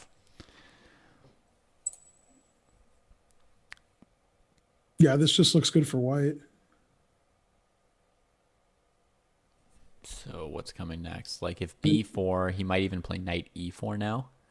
And then basically it's like positional queen sack time. You know, test the old Mikhail Tal saying that the two minors aren't that much worse than the queen. Yeah. I was watching the previous commentators, Lawrence Tran and Robert Hessen. Lawrence was suggesting a queen sack for 2 pieces. And then Robert just sat there like, and Lawrence was like, yeah, okay, maybe it's not good. Yeah. Robert didn't say anything, and Lawrence was like, all right, never mind. Yeah. Yeah, queen is a queen. Yeah, no, I never claimed that was going to be good. I was just, that was my way of saying that the position was pretty bad for black once white played knight e4 and was preparing to take on f6. So if white plays knight e4 here, then maybe black plays knight takes d5. Knight c7 takes d5. Right. Yep. And it looks like they don't lose anything, so that's nice for them. Much better than taking with the other knight. Yeah. Yeah. And let's see, that match is starting between San Diego and the Pandas. Okay. Man, there's just so many chess games. Yeah. And they never stop. And they never stop. They keep going. No, it's like a really crazy game, which I assume was a Grunfeld. Okay. Is Kachian's game against Anthony. And Kachian does play the Grunfeld. But he's it wasn't a Grunfeld, just looks like a Grunfeld. White in this one. Okay. Yeah, this was a really crazy. He played bishop f4, the correct bishop opening. Yeah, everything's crazy though. Knight c3, d5. Oh, I know this opening. Castles, f3, c5. Okay, Kachian knows this too. He's playing it well. King b1, d4. Wow, what a crazy position. Yeah. And Anthony drew Dominguez in the first round, and Kachian also drew c4. Yeah. C4. The number of pins and whatever's going on here is pretty funny. And first he plays e3 before c4. Then he plays c4. If the rook takes on c5, then bishop b4 is pretty decent, I guess. I mean, black has a really active position. He's giving all his pawns away, but I like black's position. Okay, so black just retreated the rook. He takes on b6. Black chases him away. He retreats and takes on e3. That e-pawn's a little bit annoying. It's not so easy to clean up, is it? Given that white's got no developed piece, I guess. Yeah, not. Exactly. Yeah, it's a huge lead in development. Oh, God. What? Kachian developed a piece. Is that allowed? Yeah. It was... so this is funny. It looked like white was just taking every pawn. 95. Uh-oh. Kachian's in trouble here. Kachian's just losing this, yeah. Yeah, this is 95. Looks really bad. Man, Anthony's playing fast too. I guess he's got to. He's under 3 minutes. That pawn on E3 is a monster. The pawn on E3 is really good. Okay, so now maybe there's time for bishop c3. So that if the knight comes to c4, you just trade it off. But then there's also knight d2, and there's just so many different ways you're worse. You know, like black can just let you keep trading one advantage for another, but black's always better. Yep. Okay, Kachian tries to hold things together, trying to keep the dike. Trying to keep the dike against the rising waters. Wow, b5. Anthony plays pretty aggressively. Well, b5's pretty obvious, isn't it? I mean, you're way up in development. Yeah, if bishop takes b5, another piece is coming into it. Kachian tries to stop, and then boom, b5. Wow. He wants to open it.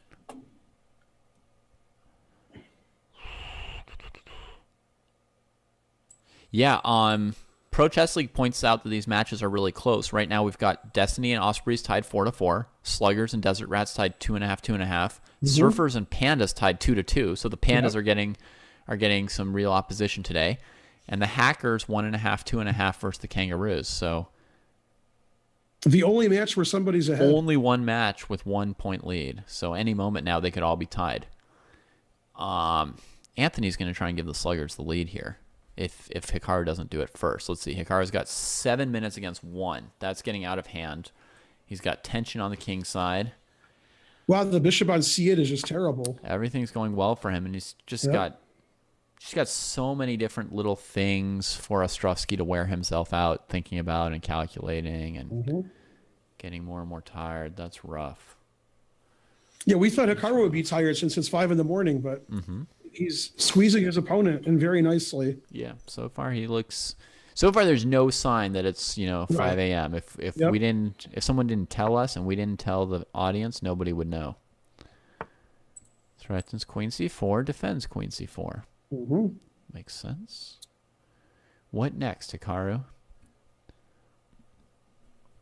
Yeah, there's a lot of possible probing, but it's not clear how to get in. Okay, he attacked the B4 pawn. Queen C5 defending.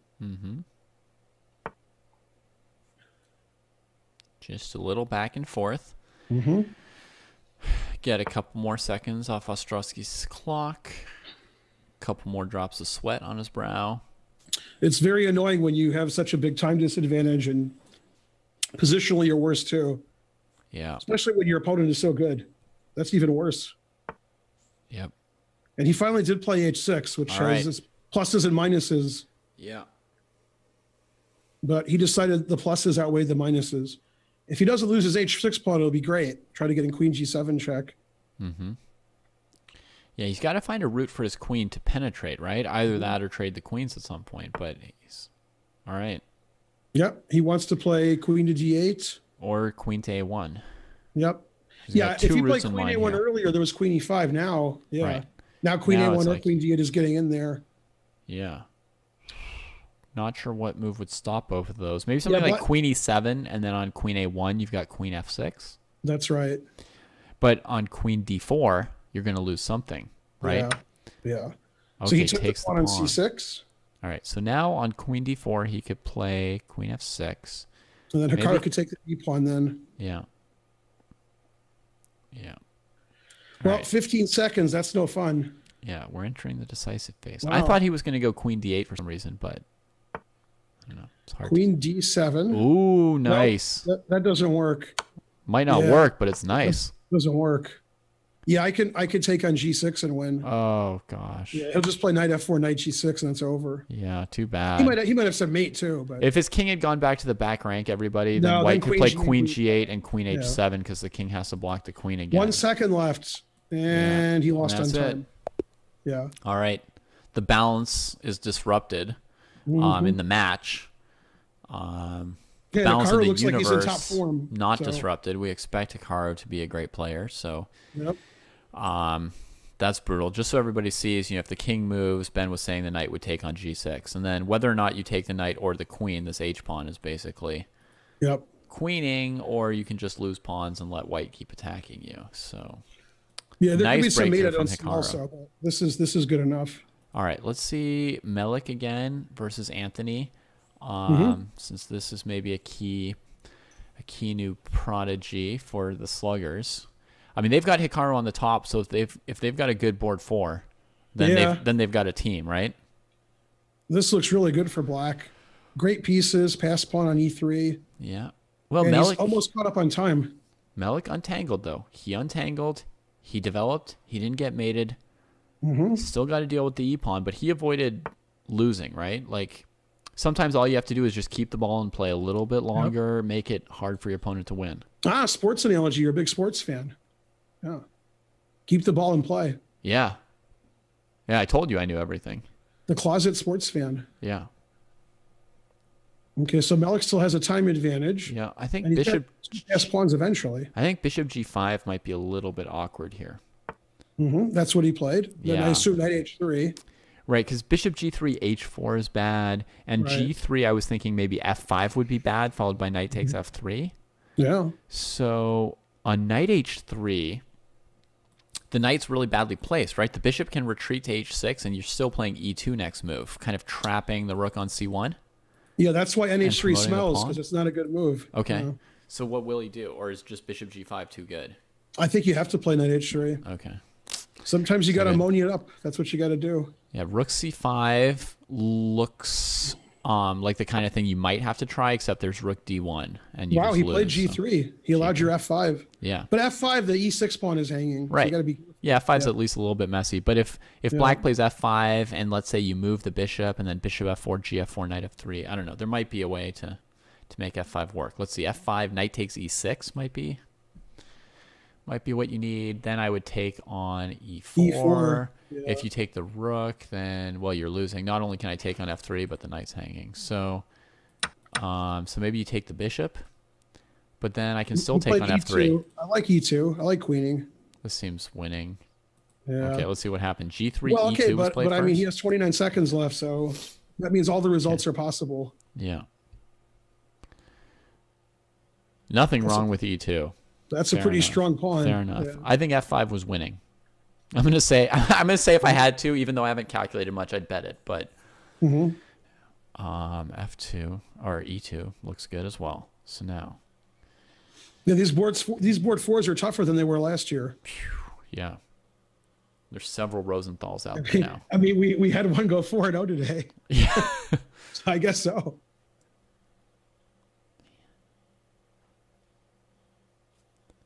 Okay, so let's see what else of interest is going on. I think that Smirnov game could be interesting to go back to at some point, but I feel like we might be able to see the denouement to this one.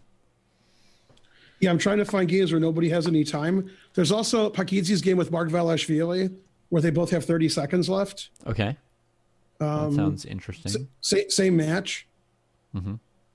And okay, Mark Valashvili just won a piece for his passed pawn, so now he's just easily winning. So it just got less interesting. Yeah, because it was interesting, but then that a7 pawn was too strong, and Nazi gave up a knight for it. So now White's just up a piece. So this would be a technical win. Yeah. Yep. Yeah.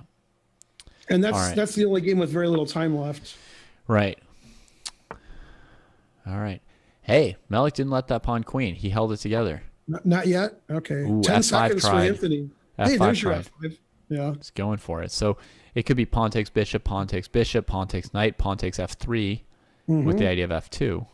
Yeah, then I play bishop d4. But yeah, it's not completely clear at all. Yeah, that's what's going to happen. Knight takes e. Oh, he just took on e4. Yeah, White's just winning now. Black collapsed with no time on his clock. He just had no time. Oof. And gets that, hits the bishop. No, see, Melik did it. He just kept the game going. Yep. And eventually his opponent had 10 seconds left. Yeah.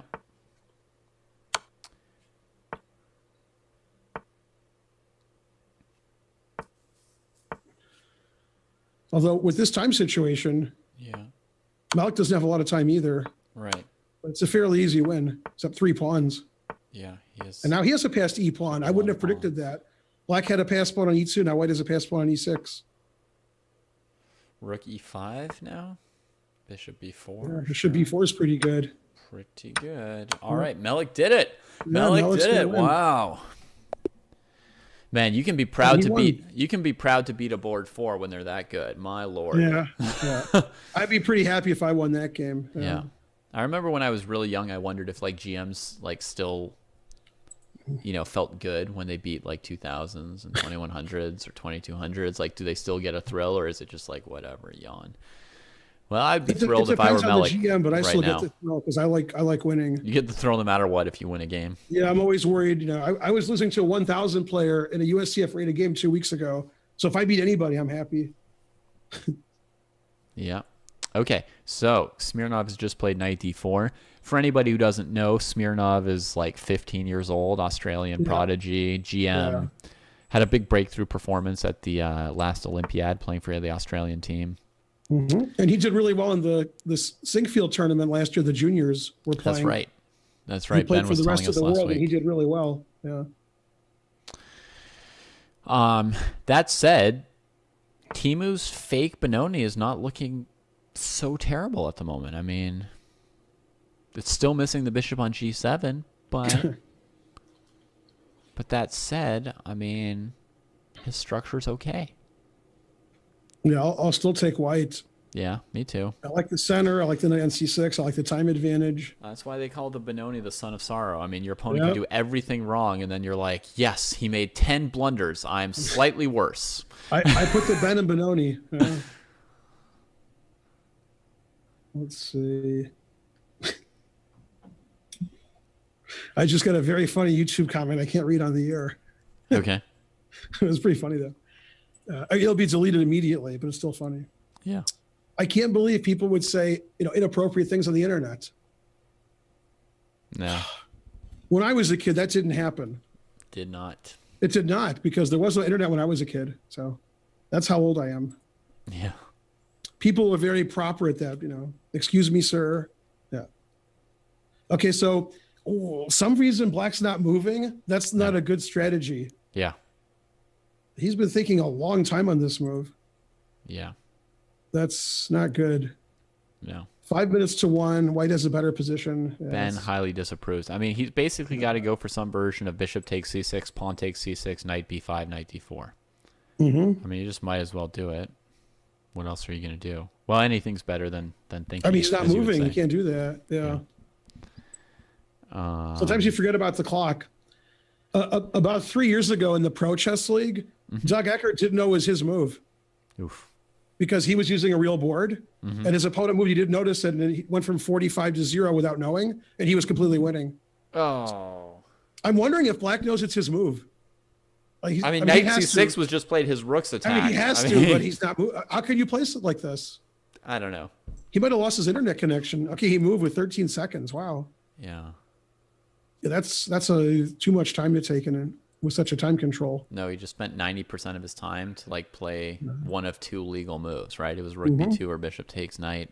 E5's not that hard to calculate. You take the queen, they take the queen, and then that's the end of your calculation, right? Right. Yep. Nothing dramatic. So I don't know. You either play rook b2 or you don't, but you got to move something. Okay, is anybody in terrible time trouble? Now what about e5? I don't know, man. So Mamedov won. His opponent had 26 seconds. So he just completely lost too with his very next move after his long think. Yeah. All right. Let's look elsewhere for our thrills. Yeah, I'm trying to see who has no time on their clock. We got Chess Panda against John Bryant. That could be an exciting matchup. A Hedgehog. What else we got? Uh-oh. Got my mouse acting up. There, I got it. All right. Conrad's playing. Let's see if he can get three mates in a row. There we go. Oh, he's facing the Hedgehog? And he's black.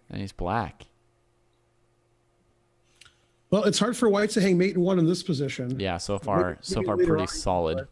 Yeah. I'll have to come back to that. Smirnov will win this any moment. I've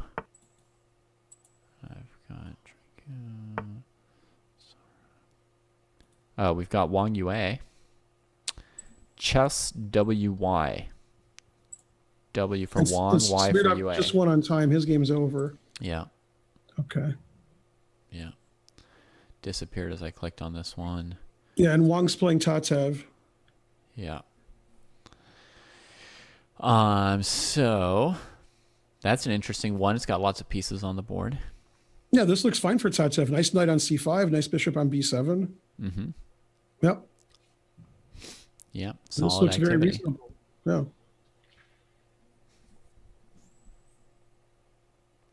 Yeah, Wong was the best player in China, and then he got older. Then all these other Chinese players got a lot better. So now he went from number 1 to number 7 or 8, I guess. Or maybe not even that high. I don't think he's number 7 or 8 yet. He's probably number 5 or so. Well, this says he's 2699. Yeah. They have a lot of players 2700 and over. Wong Ua. Sorry, Ding Liren. Yep. You can do it. Yep. Wei Yi. Yep. Wang Hao. Yep. Don't forget Boo. And Boo is probably 2700 right now. He's over 2700. And then Wong Ua would be number 6 then. Somebody, but I don't know who. Yeah. Oh, Li Chao. Oh, Li Chao. You're right. Yeah, so watch it. Yeah, the guys are good. Yeah. Jeez. Yeah. Lots of good players. Whew. All right. Yeah.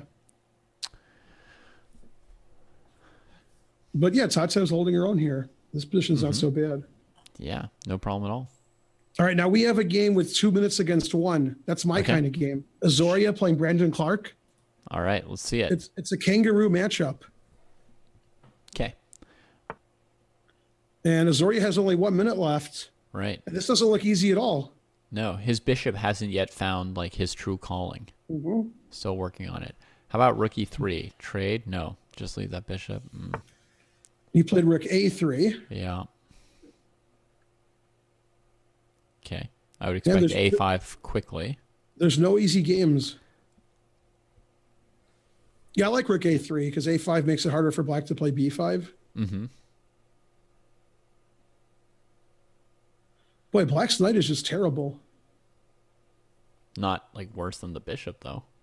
I don't know. The bishop might get good eventually. It's possible. We could soften him up on f5. I guess the knight could get good too. Mm-hmm. Well, rook a3 worked out really well because black's not moving. Because black can also play knight b8 to keep b5 and play later. Ugh, no. Well, I don't know. What's the knight doing on d7? So I don't know. Nobody would play knight b8. He played knight b8. What? Yeah. Oh, Yeah. come on. I like knight b8 better. I don't want to play a5 because I want to play b5 later. Seriously? Yeah. Also, if he resigns, it's set up for the next game. He has to reset the pieces. Perfect. Yeah. Although on the internet, it kind of does it for you. My joke doesn't work so well on the internet. Yeah. Although Azoria's not moving, so that move worked out really well. Azoria with knight b8 was good. Yep. And now we see repetition. Wow, they are repeating. Always repeat. I mean, Azoria's got 25 seconds left, so. Okay. I mean, okay, he decided to play for the win and or the loss.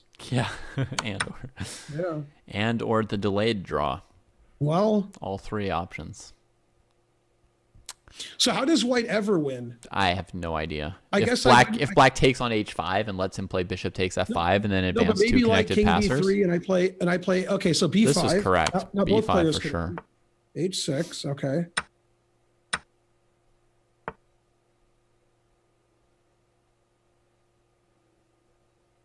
If you play b4, then after bishop b5, you might even lose to Zugzwang, right? So black needs to be careful about that. So he goes c4 to prevent it. Now white could consider a4, king d4. Maybe he'll try and run his king to b4. He goes a4. Okay. Well, he'll have to trade that. Pawn takes, bishop takes. Then you have to move the knight. Well, you could play a3 and then on bishop e5 play a2. I guess there's one or two options. Is that your pizza or mine? Oh. You've been silenced by the computer gods. Yeah, I don't hear you. Microphone frozen. Let's see what's going on with Zoom. Anything here? It says that you've muted your microphone. Okay. Well, it muted it for me, but I unmuted it. Yeah. All right. Yeah. It knows me. It's like your analysis is terrible. So like the software mutes me. It kicks me off the internet. Right. It doesn't want to hear my analysis anymore. It's got like advanced lip recognition. It's like, oh, there comes knight f3, bishop g5. Nope, we don't want to hear it. Yeah, this is still pretty interesting. Let's see. True. What's going on here? 15 seconds to 25, and I'm confused. Yeah. I thought white was just winning easily, but no, I think black. When I came back, I'm not sure who's better. I think black could go attack the f pawn with his knight in some scenarios. That's what I thought he would do, but he didn't do that. It's like, wow. What? Wow, he hung his bishop. He's in a queen e4, and he didn't take it. No, didn't want it. I mean, maybe if he took it, the d pawn queens, but I doubt it. Wow. Well, they have no time on their clock still. Yeah. But the f pawn's pretty strong. Wow, everybody has a lot of passed pawns. But this d pawn just queens. h5. Immediately. Yeah. I think he lost somehow. I have a hard time thinking that knight b4 to a2 wouldn't have won. I mean, with his a pawn. Wow, knight c3 was just terrible. Okay, now he's losing. Now Azoria is going to win. He'll queen with check. Very good. Yep. Yep. Wow. So that was all three results were possible. Yeah. And now there's pretty much only one possible. Wow. Yeah. That was wow. Interesting Should we finish. just check for a second if knight before check was winning? Yeah, I'm sure it was winning. You're sure it was? Check. Yeah. What King move was D6, this? This was knight A2. I thought he played C7. knight G3 for that reason. Yeah. C7. Knight C3. The D pawn, if it advances, there's knight B5 check. Yeah, so resigned. Yeah.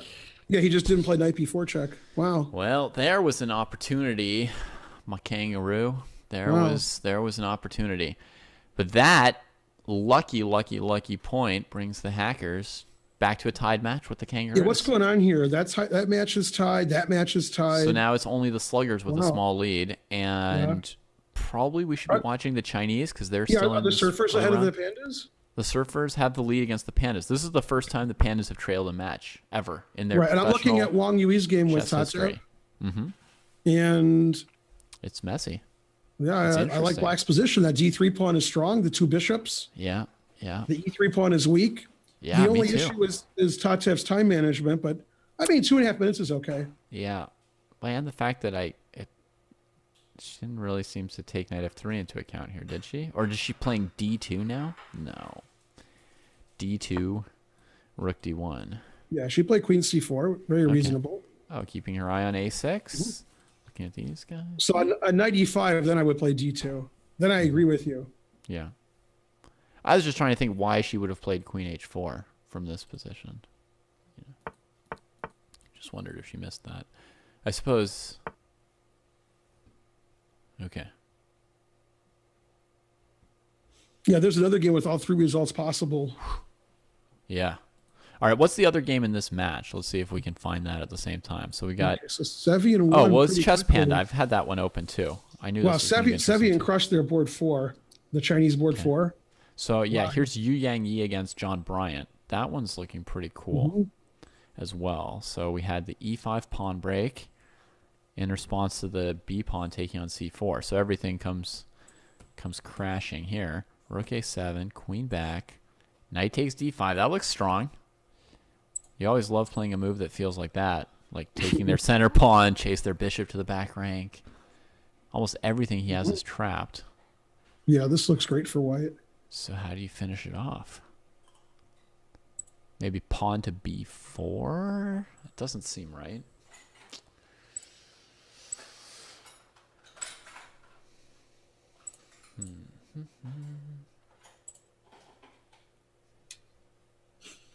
I'm just getting the games back up. Yeah. For some reason today, I've had trouble finding Yu Yang Yi's game. Okay. That doesn't make any sense.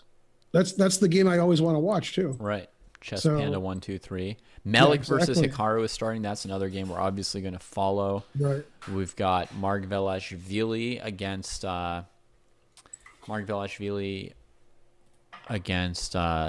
Dominguez. Also worth following. A board 1 versus board 2. I mean, they're all going to start clashing now, the top GMs. So we're getting into that phase. The fourth boards make them sweat phase is coming to an end, and now they have to beat each other up. All right, so what opening is Hikaru playing? Wow. Hikaru Khan, 1,000,000 moves played quickly. That sounds like Hikaru. Yep. Wow, goes straight for the end game. He played Let's see, do I know any of this? Let's see. I should. Pretty simple style. Okay, so this is the E6 line. Pawn on F2 looks annoying.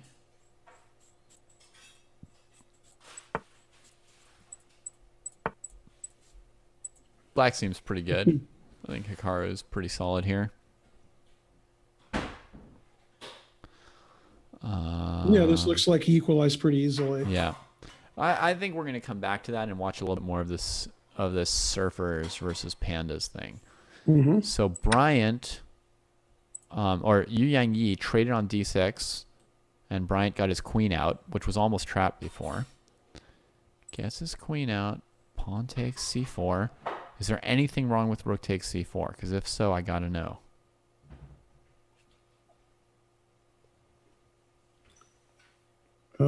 Bishop to B6. There's a lot of tactical moves here. So attacking the rook, and if the rook moves somewhere, for example, we've got rook takes D7. Yeah. So I wonder if that tactic holds up. Bryant's down to 1 minute. Yu Yang Yi 144. Looks like a good tactic. All right, so he didn't take on c4. He just played bishop e6. So temporarily down a pawn, but c4 and d5. Kind of hard for white to hold both of those against Bryant's rooks. What comes next? He needs more tactics, basically. Yu Yang Yi needs tactics.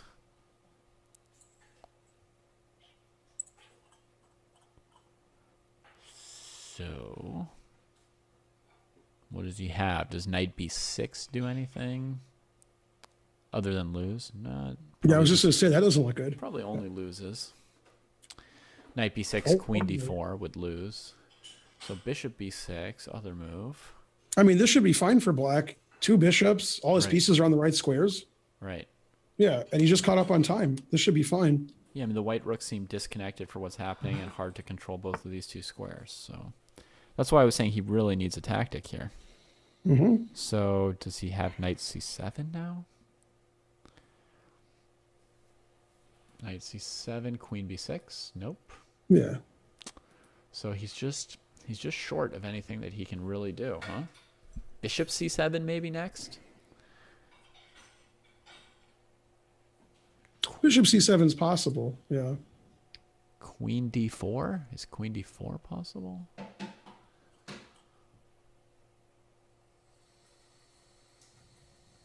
Yeah, I think queen d4 doesn't lose in one move, so that's possible. What's going on here with Tatev?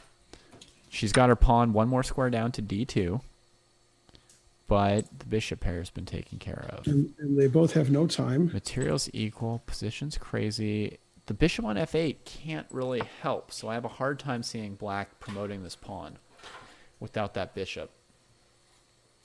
You know, contributing something, some kind of task somewhere. a5 there. Here comes the bishop. Here comes the bishop, Tatev. No, it looks really good for black. That's a sweet move, that a5.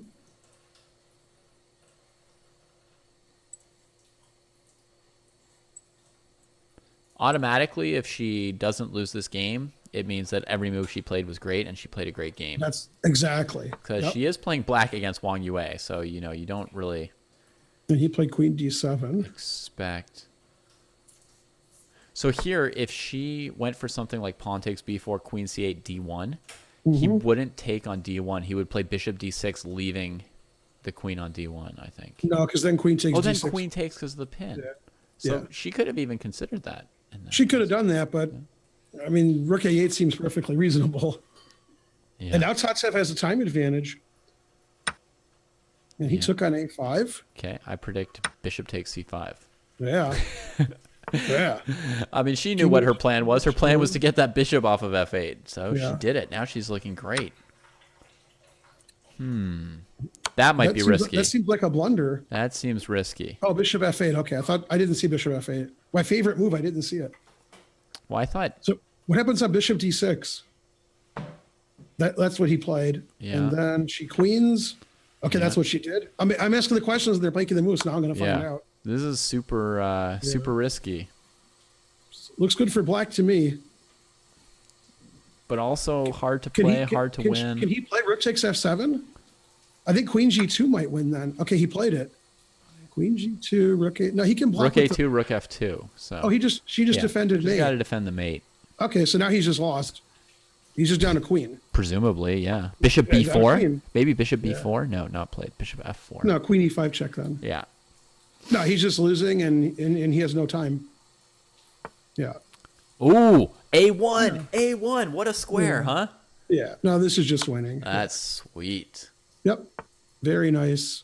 Next queen to e1. Oh, man. It is so fun when you've got more queens than your opponent and you're checking them. Wow, she didn't play queen g2 check. I would have played that. I would have too. I guess there was time for it. 6 different mate in ones. Every queen f2 is mate, and queen f1. There's all kinds of mates. And the queen f1. That's a big result because I thought the pandas were going to crush everybody every match, and they're losing this match. Oh man, that was a big result. Surfers, wow, that's a huge point. Yeah, Tatev with the victory. Better pop over and see how Yu Yang Yi's doing. He is not winning against John Bryant. No, I didn't even like his game. Yep. Wait, Let's allowing see. king g5 seems inaccurate. I guess nothing matters, but Yeah, the surfers have doubled up the score on the pandas. jeez. I mean, this could still possibly be a heartbreaker for John Bryant, because he just let Yu Yang Yi take both of his pawns for free and get his king into good position. These things happen. I mean, now he's one, like, you know, one more slip away from blowing it. Let's see how Kara's doing. Kara's game's looking like nope. That's crazy. Wow. That's still a draw if you trade the black king draws. Wow. This is kind of crazy. I guess once the king gets over there, it's over. I don't know. Yeah. How did he win all those pawns? More headache than it No, should I mean, be. it's a draw, but yeah, it seems like he did. Now he lost. What Now happened? He lost. He lost. Wow, Bishop E8. Yeah, that's why I was sticking on this because Bishop you know E8. I've Wow. lost this position too, Ben.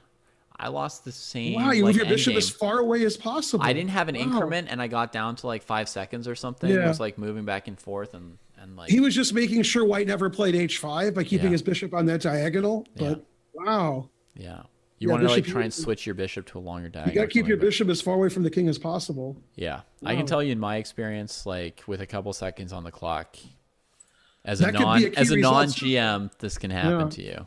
So That could be a key result too, because San Diego's putting the screws to the pandas. yeah.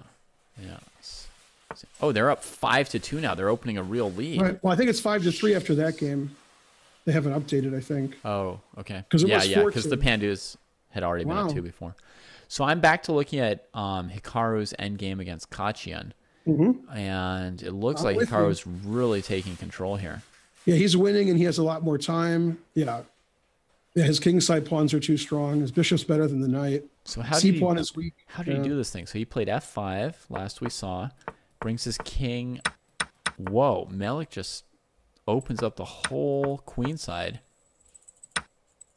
at the cost of his F2 pawn. So he just gladly sacked a pawn Yeah, that wasn't a to good simplify like decision. this.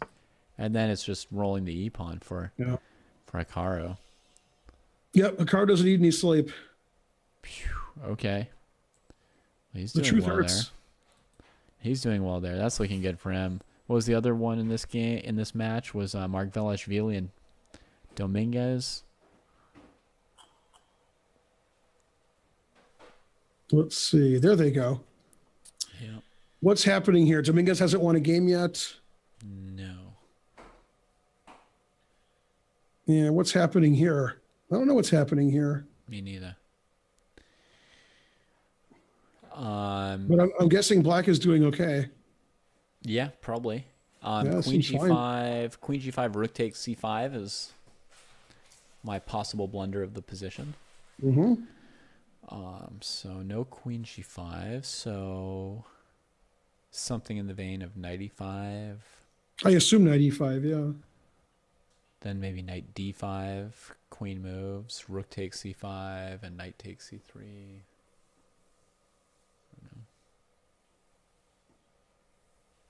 I mean, this seems like black's doing fine here. Yeah. Yeah, I mean, white's just got A1 and B1 issues here. That's as much as you really need to see at the moment, I guess. Let's look at the game Carlos Hevea versus Sidora. Okay. Because they're both getting mated and the materials difference. I like that. Ooh, yeah. They both have no time. It's great. Perfect. And white just threatened queen c8 mate. So we see a lot of people hanging mate in one. So If queen c8 was mate, why didn't he play it last move? Oh, no, he moved he his just pawn played last move. f6. Okay. Yeah. For a Yeah. second, it looked like the queen had just come from f5 to g4. Right, That's the yeah. pawn. Okay. So he takes away a flight square and threatens mate in one. f6, we approve. That's Yeah, this is the two Texas teams. And now he'll trade queens with queen d4 With queen to not get d4. mated. Then his pawns are terrible, but he has a lot of them. yeah. If he doesn't trade queens, queen I don't- c8's looking good. I don't think isolated pawns can fight the bishop pair. I Right. think So queen he played d4 rook he'd a8. lose. He agreed. Okay. 3 passed pawns. His king's not good, and black has white has 2 bishops. Mm-hmm. But maybe black's okay here. He could well be, yeah. I don't know. If white plays h4, he might play h6 just to trade off that f pawn. Yeah, and what's the score of this match? This is tied, 4.5, 4.5. Yeah, this is a tight match. Every game's really important. None of the matches are runaways. No, we're H4 not. was played. Yeah. Any fans out there are not going to know if their team wins or loses till the end of this broadcast. Yeah, until after midnight. Yeah. Although not after midnight your time, but my time. Yeah, so rook to e8. Well, I thought white was winning, and now I like black's position. I changed my mind completely. I'll change it again in about a minute. It's good that he didn't panic and go queen d4 check, though, and just I preserve would his have pawn panicked structure for now. Yeah, there's a lot of black pawns here, and I don't see a mate for white. Yep. Ooh, he's advancing. All Yeah, right. he wants to play bishop h6 to g7, but he couldn't with his queen on g4. But even once he gets to g7, king h8, he's still going to have to figure out the next step. I mean, it's nice to point out the g7's weak, but you got to really have a plan. So queen e5 could repeat once, but I don't know why you wouldn't just play b5. Always repeat. There's your b5. Just let white come up with something. Yeah, what could happen is if in some position, black's going to play queen takes e2 check and win because he's got a million passed pawns. Yeah, now this bishop's like trapped on g7. It's no good. Yeah, he played it back to threaten queen g4 check. Mm-hmm. So now I could play, if I play queen d4, then you have queen g3 check. So there's always something, you're always doing something. Right. So this could be a draw. It could be that white keeps threatening check on the g file, and okay, that's one way to stop it, to take a pawn at the same time. Covering the g file, but risky style. Well, he's threatening the h6 bishop also. Yeah. Yeah. Sidora's pretty good. I mean, rook takes e3 is probably winning at this point. Rook takes e3, queen takes, queen f6 check, then pawn to d4. We play d4. Okay. Also looks pretty good. He good. took it. Very nice. So d4 was a blunder. Yeah, if he goes rook e2, then queen e2, and on queen d4, there's mate on e8. Incorrect. If he goes rook e2, queen a8, I guarantee it. Queen a8 instead, yeah. Yep. I'm looking for mate in ones now because of what happened earlier. He just needed to trade on e2. It was. Yeah, he didn't see bishop d4. It was time. Yep. Okay, he's got 2 more passed pawns. Yeah, now but white can hit mate in 1 with bishop c4. He did. Well, I was just kidding. What? I was making a joke. Because black has queen e1 mate also. Wow. I didn't see it as a joke. I saw it as the theme of the night. There's a lot of mate in ones today. Wow. I wasn't expecting white to hang mate in 1 mate black. No. Wow. So one pattern I'm noticing here is that every time someone hangs mate in 1, you're surprised. So yeah, and also sometimes you just don't expect it. Yeah, I'm going to start expecting him. And Dallas and Rio Grande are 6-6. So all these mate in 1 hangings are balancing out somehow. Yeah, something. Who hung mate in 1 more? I feel like the Destiny have really benefited more from the mate in 1s if I'm keeping the right tally in my head, which would mean that the Ospreys are gonna feel like and Hikaru did win his game. Thing. Yeah. Okay. Yeah. I'm trying to see like who has no time. Hikaru won this rook endgame. So Vasquez beat Breckenridge. We've got this game here, f5, queen d6 was played, exchange sack. Oh yeah, queen d6 was another way of like queen g5, blundering the 2 pieces for the rook. Mm-hmm. So he played one of my blunders, one of my possible blunders. Yeah, this isn't really Dominguez's match today. It's funny, we could have a board 1 not win a game the whole match and a board 4 win every game in the last series. Yeah. Didn't see that coming.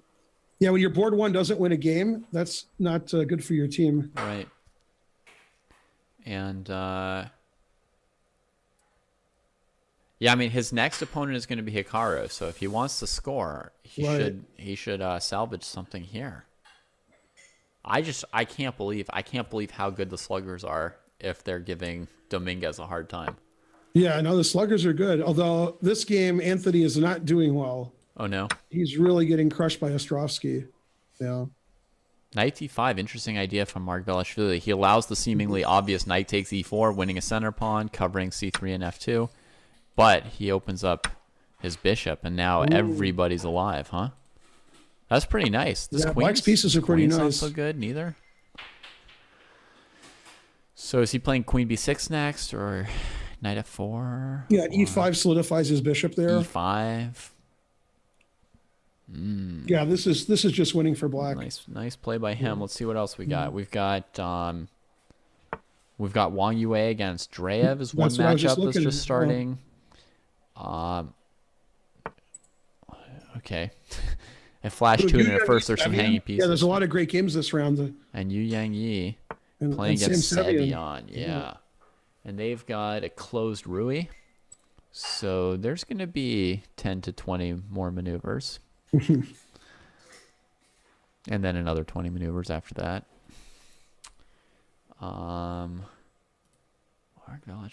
Okay, so queen b6, rook d2, covering this square here. I keep thinking black's going to play g3. I don't know why, but every time I look at this position, I think sack on f2 or play g3.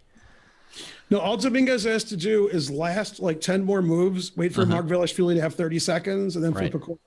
He's got to last until Margvelashvili has no time on his clock. Yeah. He might do it. Well, I mean, he's facing the bishop pair for those a rook. Bishops I mean, he's good. just down material as well as in a tough spot. Now, he's definitely losing, but if you can here last. Comes knight c3. If you can last. I was just thinking about how if you could trade these, bishop c3 would seal things. So man, this is tough. That queen on a3 is so bad. Yeah. Yeah, knight c3 was a good move. Maybe he won't last till Margvelashvili has 30 seconds left. I mean, if this knight goes somewhere random, he can take on f2. So we have to calculate knight c5, I guess. And then what? Well, I could take it and play queen c6, and that's all she wrote, yeah? Yeah, I was wondering about just queen c6 even without taking it. Well, then knight takes b7. Knight takes b7. Okay, so all she wrote is trade and queen c6. Wow, queen c6 is harsh. Yeah. Yeah, he knows how harsh it is. He's a lot better than we are. So he's like, man, this is worse than people think it is. Yeah. No, that knight c3 was crushing. Yeah. Yeah, this is not Dominguez's match. I've been commenting the Pro Chess League for all of last season as well. And I know that in rapid chess, you get a little bit more of like checkmates than in slow chess. But I feel like tonight we're getting like a year's worth of checkmates. Those are some nice bishops. The number of like just people threatening checkmate on G2, just like my rook's here, my queen's here. Are you going to see it? Oh, I'll try it again later. Yeah, you don't see it. Yeah, so Margvelashvili is going to win. Now, in Pakidzi's game, her opponent has 20 seconds left. Bryce Tiglin? Bryce, yeah. He was in time trouble in some other games, so that's part of his... 18 seconds, and Nazi has 4 minutes and change. It's a good lead, but, I mean, his position's pretty good. Yeah, but 18 seconds. Man. Yeah. Okay. I'm trying to find games where people have no time. This is the least amount of time somebody has. So how about knight f4, then king g1, knight e2, king f1, knight f4? Well, I think black wants to win with this time situation. Okay. So that's possible, but... And I don't think black's winning. I think the position's okay for white, but... Yeah. When you see your opponent has 18 seconds and you have a ton of time, I mean, the e5 pawn, try to win. The e5 pawn has to be better than the h7 pawn. So if not for the time situation, white So I would have be a question for you, David. Yeah. So next to Bryce's name, it says NM, which would indicate he's not an FM. Right. But that rating's pretty high. Yeah. So basically, to be an FM, you need a 2,300 FIDE rating, which he has in spades. And then some. And then you also need to send in some form that costs like $30 or $35 to process. So some people don't do that. Either they don't have the $30 or they're pretty confident they're going to make IM or GM, so they don't really worry I mean, his about rating it. is higher than most IMs, so that's pretty impressive rating. So he may be thinking to get his IM title and not worry about the FM forms. He may also be on like the Wong Ua agenda and just be like, you know what, I'm getting close to GM. I won't send in my IM paperwork either. I mean, Wong Ua won this like 9-round open in Dubai when he didn't even have the FM title because he was like not sending in any of this $30 paperwork. He was like 15 and 2,500 something FIDE, and he didn't have any titles yet. You're not old enough to remember, but when Kramnik was 2590, he was an FM. I am old enough to remember. Yeah. I remember they put him on the Olympiad team, right? And he didn't even have... He was a fine FM. Okay, yet. Bryce has 6 seconds. Yeah. You got to hurry that up over there. Yeah. But still a nice position. Well, so Nazi might win a pawn and get her knight trapped. She might decide not to take that pawn. Yeah, she might. That's a dangerous. Well, she took the pawn. She's like, my knight will get out. What? I'm good. No king to D1, to C2. Well, then knight E1, knight C1. Right. I can't say that moves either. You're right. Yeah. It's a hard move to say, right? I assume that she'll still play that because the knight has D3. Not that that's escaped yet. Yeah, that knight's trapped for a long time. But yeah, I mean, you got to play for a win when your opponent has 5 seconds. You have to. A5, yeah.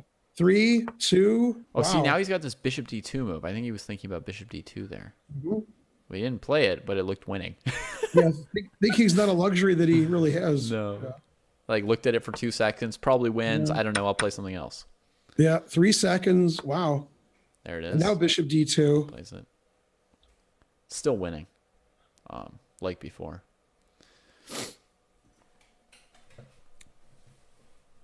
So let's see. I got pass pawns on both sides, but they're being stopped. And the E pawn's a pass pawn. By the way, Mark Velashvili, he did convert this game. Actually, wait a minute. I trade bishops to go A4, A3. Okay, sorry. Trade bishops and go A4. And A4, A3. And that's what she did. A3. That's what she's doing. And then the king can't go to B2. So my knight gets out. Oh, he just moved his knight. Okay. Well, the knight has to cover this H pawn. So, I mean, just H5 and black wins. Actually, Nazi will win. Won't she? Well, if wow, but he's playing for the win because his knight goes takes to C3. Yeah, doesn't win because the knight gets to G3. And then black can play C5 and get a pass D pawn. Then we have 5 pass pawns. Yeah. Wow. Okay, so H2 and then C5. She's winning. Maybe. He's winning. She's winning. He's winning. After H2, knight G3, C5. Pawn takes C5. Okay, she played C5 right away. She's gonna play D4. I don't know because they both have passed pawns, but I think black's winning. Okay. I'm not sure though. Yeah, black should be winning. That king stops both pawns. Yeah, you can't stop all 3 pawns. Okay. So she's winning. Yeah, D3. D3. And she wins. Nailing the king at D8 stops both pawns. So she's going to win with the 5 pass pawns. Who needs a knight? Wow. Yeah. Wow. D2 wins, H2 wins, A2 wins. They all win. Every pawn move wins. King D7 also wins. It's a nice suit swung, right? Yeah. Yep. Wow. And she won. Wow. Wow. Well, that was intense. That was exciting. She took her risks and she calculated that endgame really nicely. Yeah. Bishop D2. As somebody says in the chat, Bishop D2 one move earlier won, and we have to assume that it did win, given how close that was. I agree. Yeah. It was pretty. Now this is weird. The white king could have just come to B2 and won the knight with no trickery. This game has lower rated players, but for some reason, on move 24, white only has 13 seconds left in a middle game. It's the game Timu Virtanen, Kanan Izat. Timu Virtanen. I don't understand why white has 9 seconds left in the middle game. Timu Virtanen. Sorry, I'm looking for it. It's a Nurmi TV Death Hatter 96. Death Hatter 96. Wow, there's so many games right now. Sorry, I found it. But I found it. I've never. But having 9 seconds in the middle game. Wow. He's got to play the rest of the game. Yeah. He just used a pre-move. That's a good idea. Position's not too good either. Oh wait, he's down 2 pawns. Yeah. Wow. Yeah, usually in the middle game you don't have just no time on your clock. Oh man, the kangaroos got him. That's it. So let's see if Kangaroo wins this game.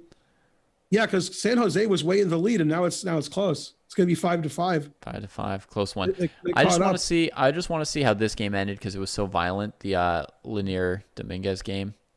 So last we saw, I assumed he was going to lose. He did lose. Yeah, we were right about the result, but I like violence, and I just want to see what the end was. It only took another move or two. So knight C3. This is where we were. Yeah. Brought the queen back into the game. So if knight takes E4, that would blunder black's win because of queen takes D4. So knight C3 was the last position we saw, and Dominguez wasn't moving. Right. So he played queen B2 finally. Wow. Bishop takes on e4. And then rook takes on e4, bishop takes f2. And black comes out up a whole knight. So that's the end. This is the end, my friend. All right. Well, that was a great game for Mark Velashvili. My goodness. Yeah. Boom. Boom. And he got crushed the first game. Mark Velashvili. Against Ostrovsky. Wow. Right. He lost to Rodney Trotter. No, that was a 3-minute game before. He lost to Ostrovsky, but now he's won 2 games. So yeah. And Dominguez has 1 out of 3 with no wins. 1 out of 3, and Hikaru next. Fun night. Fun night. Harsh. Yeah. Yeah. All right. So Kanan Izot has also given back rank checkmate to Virtanen with 1 second on his clock. And Ostrovsky did win. So Kangaroos 5-5. Destiny versus Rio Grande 6-6 after 3 rounds. Completely tied.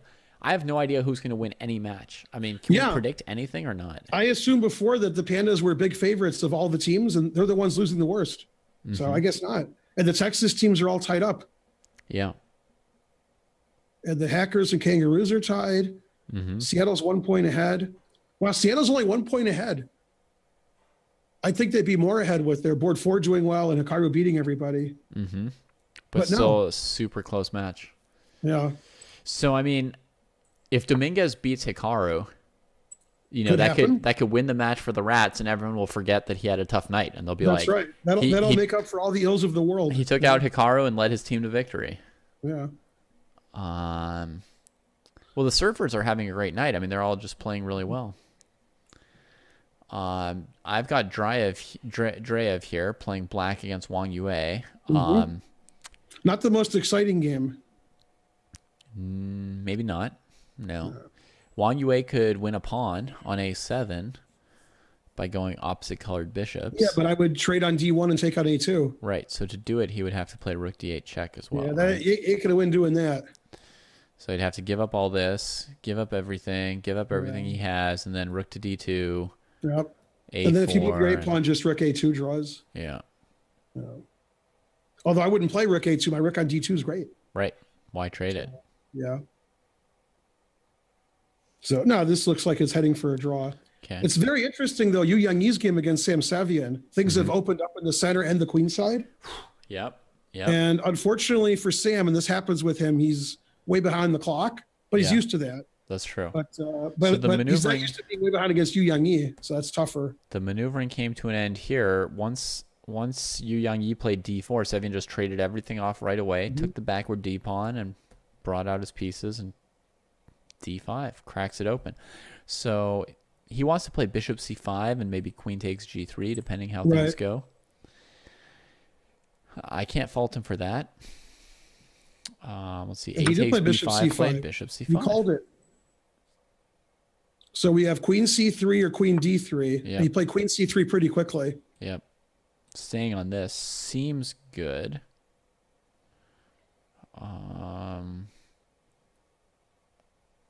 And Sam must have expected that. Can he play something like queen b6 attacking f2?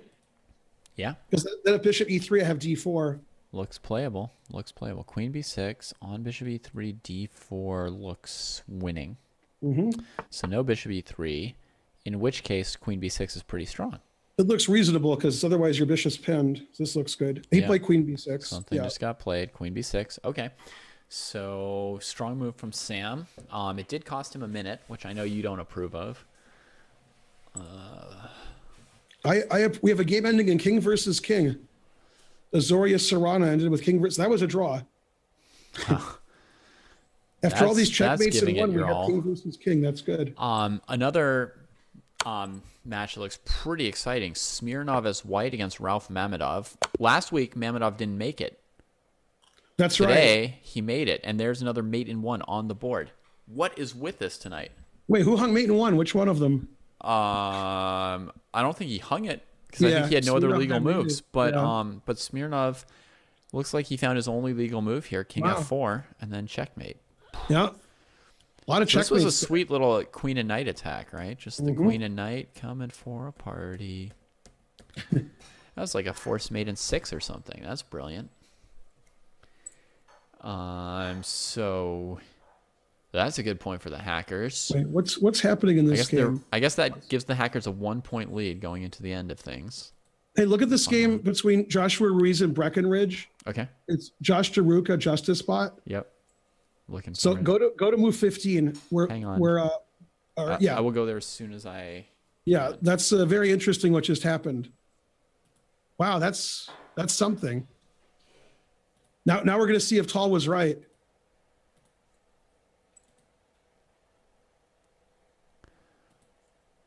So let's see.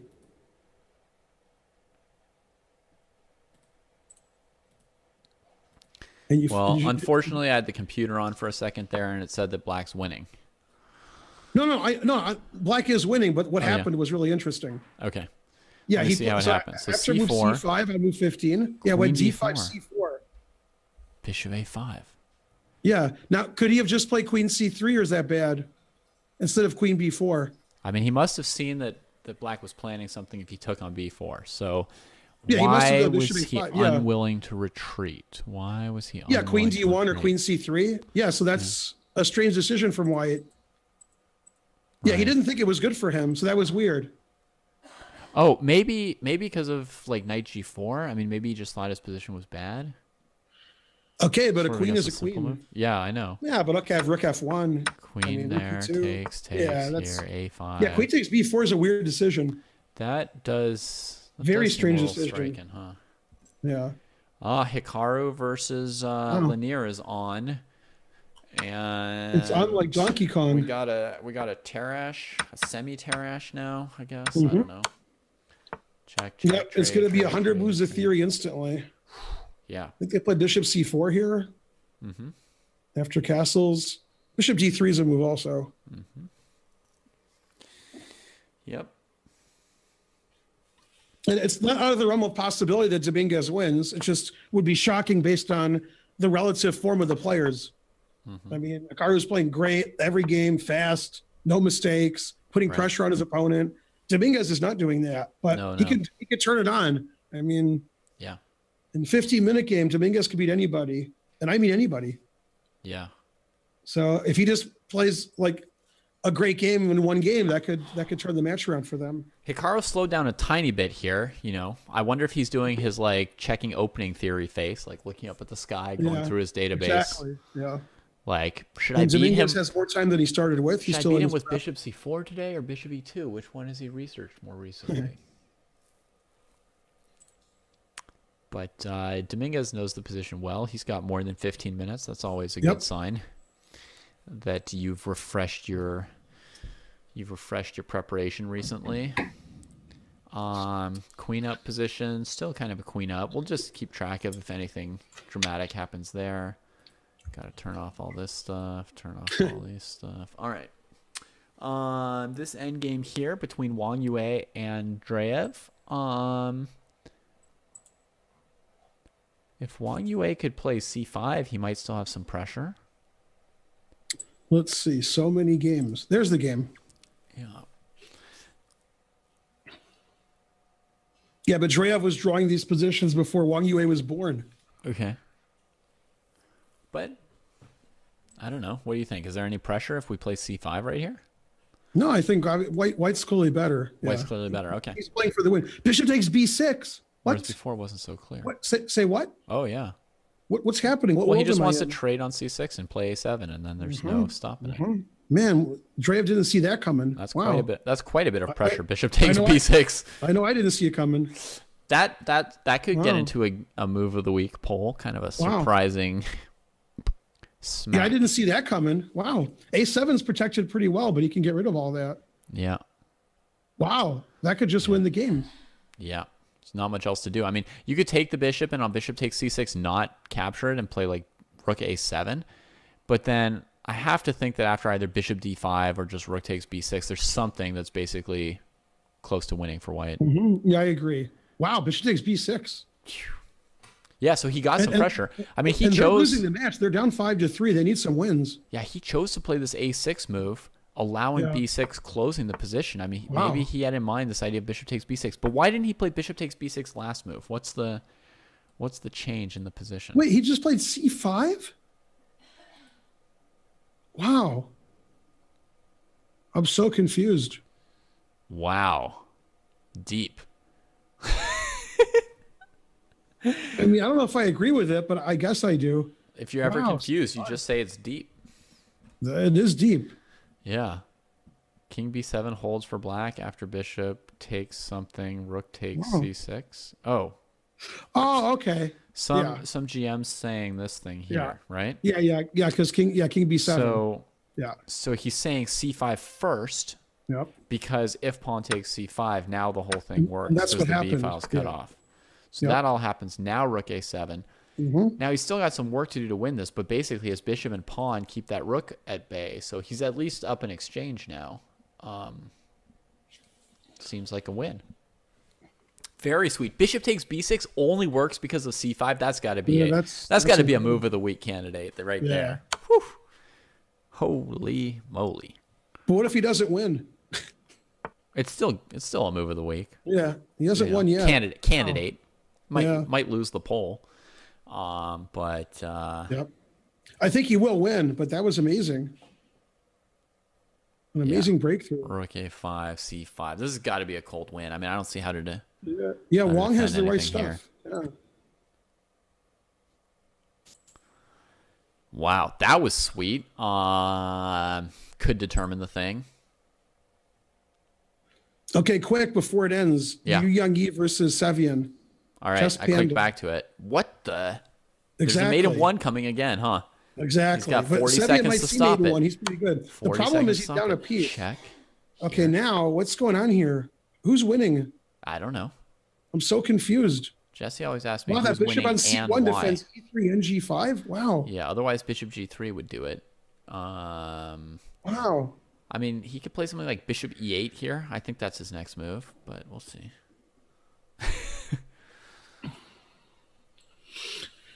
Well, you got to assume Yagi's going to win because Sevian has 20 seconds left. Can't assume it. Can't assume it. When there are mate in ones on the board for either player, you don't assume the result. Yeah, but 20 seconds left. More likely to blunder mate in one. I agree. But so after bishop E8, can I play bishop G1 and rook E1? Okay, you play bishop F4. Yeah. I guess that makes a lot of sense.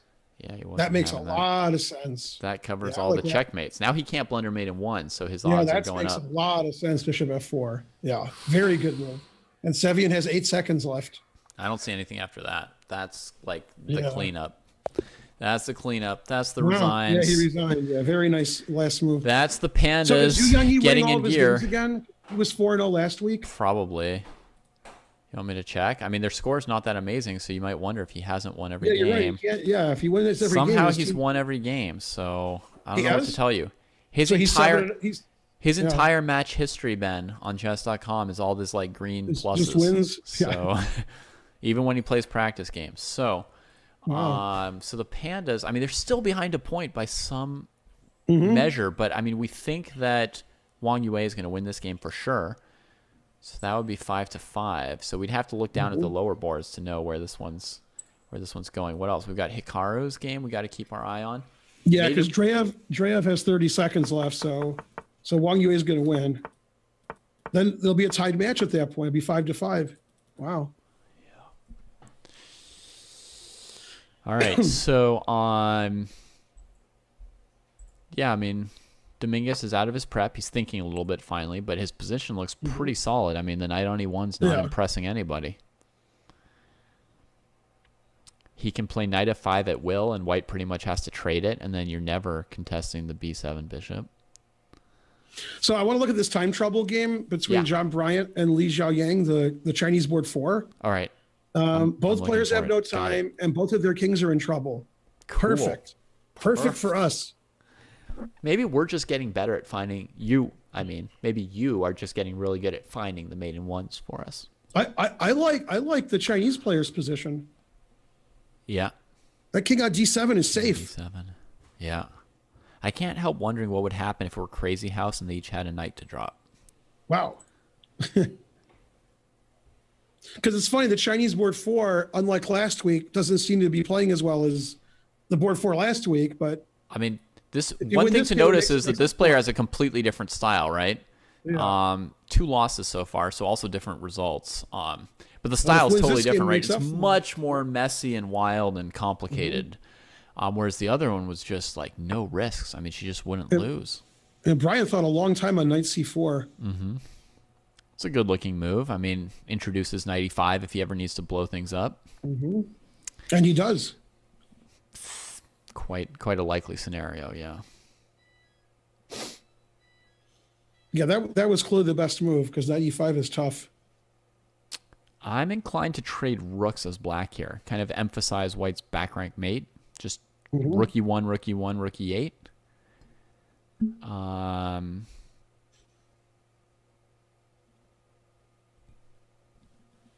Yeah, this is what we like to say, all three results possible, and both sides are getting low on the clock also.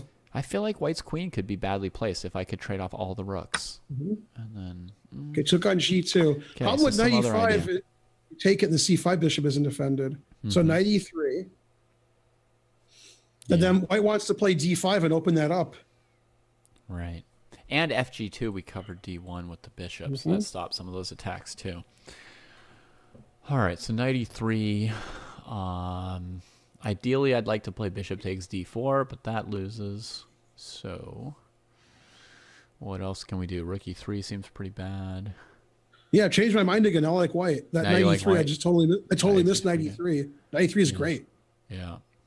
That queen on d5 was a great attacking, defending, and now white's going to play d5. I really didn't like taking on g2. Now we don't have back mates and stuff. Like, right, and also somehow white has a lot more time now. White was way behind the clock. I mean, look, the way I would have played it, I would have played rook e1, rook e1, rook e8, and then if white plays knight e3, I can probably even play bishop takes d4 because of back rank mate.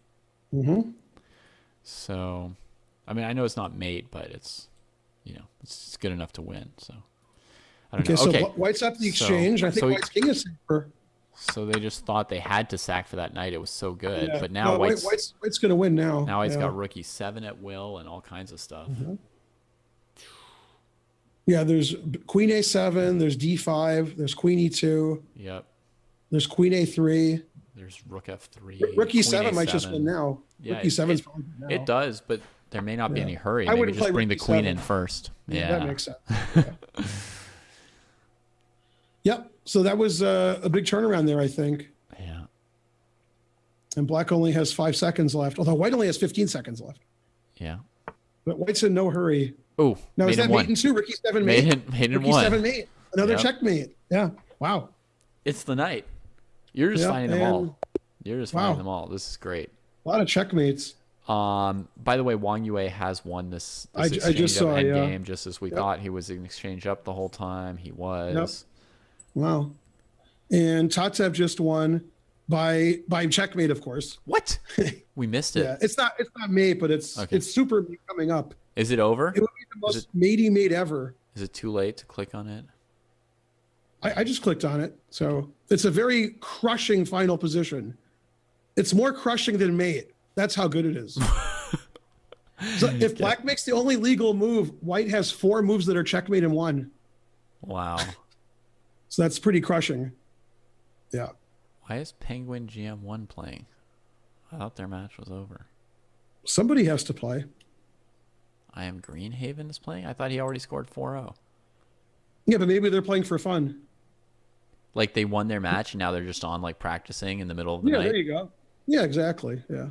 No, it's just an analysis board, I guess. So Dallas and Rio are tied at 6. Seattle's a point ahead of Las Vegas. San Jose's a point ahead of Australia. And San Diego has a 2-point lead against the Pandas. How? I thought the Pandas just won a lot of games. And San Diego doesn't care. Well, you said that Tatev won, right? You said Tatev won. So yeah, they're up 7-5. Wow. So they're still... I mean, we saw were the top 2 boards of the Pandas winning, but we missed their bottom 2 boards losing. No, we saw one of them, and then the other one you saw. So, yeah. So that match is still looking really tough for the Pandas. Wow. I think they're going to want to bring back Ru Tong next week after there's been kind of a difference so far. Kind of a difference right there. I'm looking at what may just be a boring draw between Sidora and Dragoon. But I realize that, you know, the Destiny match versus Rio Grande is probably coming to a head at this point, right? I mean, they're... Yeah, it's 6-6, so... They're 6-6. They're in their last round. So let's see. Conrad Holt, his position's got a little bit more blood to it than that one. So let's see. Conrad Holt, he's looking at queen h6. Opponent's not going to give it to him that easily. This is board 2 versus board 2. Destiny versus Osprey. Match tied 6-6. Board 1 looked kind of like a drawish opposite card bishop ending. So here, equal material. Conrad's got to have the better chances with the black king exposed. Yeah, he has a lot more time, and his king is a lot safer. The knight on a5 is out of play. Yeah, I expect Conrad to win. So here, the next thing you might want to play for him is knight d5 or bishop d5. I was thinking rook f6 so I could get queen h6 in. That hangs my e pawn. Right, e5. That's why you want to first. Yeah. That's why you want to first clear the way with moving the knight. So you go like knight d5, and then if bishop d5, then they have to play a move like rook e7 or f8, and then you go rook f6. Yeah. No, this should just be an easy win. He played bishop d5. Yeah. So queen 3 is coming, and everything's coming. Okay. Yep. No, he's going to win. Looking good for him. Yeah. Okay. He tries to force him to play rook f7. I guess looks good. I guess Conrad queen g3 is better. Probably accept. Play something even better, my lord. The king f8's only almost hanging mate in 1, almost. Yeah. That knight would be g6 in is keeping with our theme. Yeah. Okay, king over there. So what's better, rook f6 or rook f7? I guess rook f7 is. Why? Hey, he stopped mate in 1. Wow. Yeah. Wow, that was a nice move. I guess. Rook yeah. f8. What was the defense to rook f6? Wasn't that going to mate him? No, the bishop's on c2 defending h7. Oh, yeah. So no, what he did was perfectly good. This thing worked. Yeah. Beautiful. Yeah, that worked great. Yeah. All right, so it ends with bishop takes, and then he takes the queen. That's what he was getting the knight check in for, and then he can take this piece, and he's up a queen against a rook. And yeah, Sidora Dragon is just a dead drawn position. Okay, so that's a 1 point lead for the Destiny, right? Sidora and Dragoon, the rooks have come off. Sidora declines a draw, offers a draw, declines a draw. All right, so they're just trying to draw this game. Vasquez. So we got to find that. Gorovets. Yeah, and Gorovets plays for Dallas? Gorovets plays for Dallas. So if he wins this game, that's... Yeah, he's chess trails. Yeah, like he's winning for sure. Yeah. Okay. He's winning for sure. So that's good for Dallas, and they're already at a point. Wow. Yeah. And what's going on in those other games? Let's see. Everybody has tons of time. Hikaru and Dominguez have traded queens. So, Dominguez plays bishop a8. He wants to move his knight to like e7 and trade bishops. I don't know why his knight ever came back from e7 to c6, but oh, maybe he's also threatening to take on d4. Yeah. So d5 would be desirable, but then after something like knight b4, it's not really desirable. No, it's not desirable, exactly. Yeah. So I think he's going to have to play something like knight f3, and then if black wants, they can play knight b4 or knight e7. And I mean, that just looks great for black. Trade. What's the problem? Yeah. Seems like a major advantage for black between the queenside majority, the rook on the c file. Yeah, g4's weak. Sort of bad d pawn. Huh. Yeah, this looks better for Dominguez. Not winning, but I'd rather have his position. Yeah. So that could be the big comeback for him and his team, right? I mean, that's the make or break game. Check back in on that in a second. Okay. Sidora Dragon was drawn. Josh DeRuca. Let's see how this the extra queen is doing. Now, I'm getting confused. We've been here so long. Is everybody on their last match, or I'm wrong? Yeah. Everybody is, right? Everybody's on their last match now, yeah. Okay, good. Because I get confused easily. Yeah, it has to. Everybody's played at least 12 games. Okay. Okay, some complication here, some tactics in this game, Gorovets. So let's see. Queen f5, knight d5, bishop c5, bishop e3. He goes e4. Okay, that's aggressive. He's trying to finish it. Yeah, but queen c4. Wow. But then queen c4 comes, and it defends the knight, and it attacks the bishop, and it threatens some knight move, like, I don't know, knight f4 maybe. Then knight g6. So how does black respond to this? Pawn takes f3 and hope that no knight move wins? Well, the only move I'm scared of is knight f4, because otherwise I Yeah. can play rook takes queen. We do open our rook against the queen on c4 as well. So then on knight f4, check, king e8, I guess. That should just win. It looks like black wins, right? You just have to allow the check. I think that wins. I think e takes f3 wins. Yeah.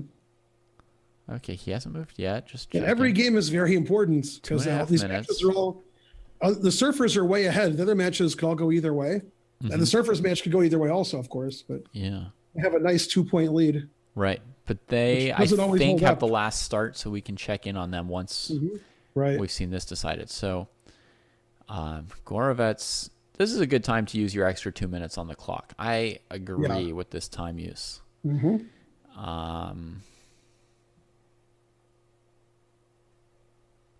He can probably also consider rook h2 check, but I think it doesn't quite do what he would want it to do. After king g1, bishop e3 would be winning, except knight e3 is counter check, and then black loses. So it's funny. We left the Hikaru game 2 minutes ago, and Hikaru hasn't moved yet. That's not a good sign. No.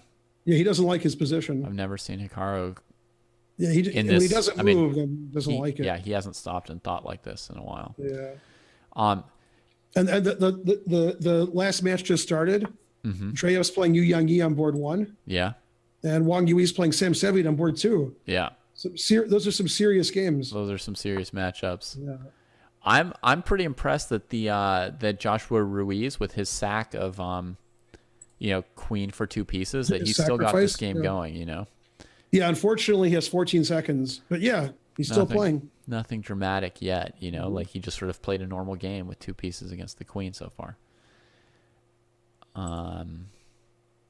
Still, it seems like black is gradually improving his chances here.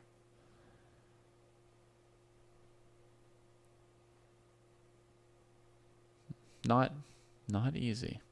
It's pretty impressive. All right. He did something. He went for the rook sack? Okay. Gorovets played rook takes h2 after long consideration. Check, Have you check. thought a long time about it? Let's see. Check. Rook h2. Rook h2, check. Is he just taking a perpetual? No. You just always repeat. You just always repeat? Yeah. Okay. Can't take a perpetual. He's winning. He repeated 3 times? He's repeated 3 times. Wow, and then that's crazy. Wow. Well, that's crazy. He was obviously winning. I think he's winning here. Well, his team's up a point, and their other game is the queen against 2 pieces. Yeah, but winning is winning. Winning is winning. And it looked like, you just think for a couple minutes here and you end the game. Pawn takes pawn. What could there possibly have been there? The only possible move is knight f4 check, right? Anything else allows rook takes queen. Right? Queen c5, pawn takes g2 check. That's going to be made. Wow, I was sure he was going to win that. Wow. It's hard to imagine that pawn takes f3. Change the whole match too. Wow. Yeah. Okay, so that actually leaves that thing going. Shocking. So Nazi Pakidze's up a piece against the board 4 of Seattle. Anthony Ho started out well, but the last 2 games aren't good. So Nazi's going to win that game. Okay. And that's important. So that's Las Vegas will tie it up when they win that game. Wow. Yeah. Let's see. Nazi's got the extra knight. The e-pawn seems like a pretty good way to finish things off. There's no compensation. There's no tricks. There's no nothing. Yeah, you can call that. Yep. Good move, Nazi. All right. I'm back to this queen thing. It's 20 seconds against 5 seconds.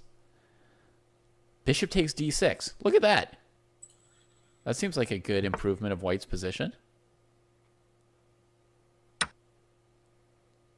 I bet if we turned the computer back on, it would approve of what white's done recently.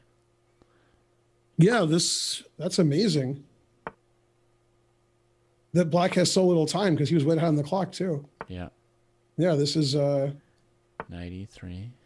He'll take and play rook c2. Yeah. I've drawn this position before and been really frustrated with the queen against the rook and knight. That has happened to me. But that a-pawn's a little bit far away for the knight to deal with. Hikaru blundered a pawn, and I'm confused as to why. Okay. I'm very confused as to what just happened that game. Okay, well, let's see it. I could be wrong, but I'm confused about a couple of things. Suddenly they played a lot of moves. So we had the bishops get traded here. Yeah, no, he just hung a knight pawn. c2. He blundered a pawn with rook b1. Knight e3, rook b1. When you get to rook b1. Knight d5. Yeah, rook Threatening b1 just walks into like knight c3 or knight f4. It's just a blunder. But where was he supposed to go?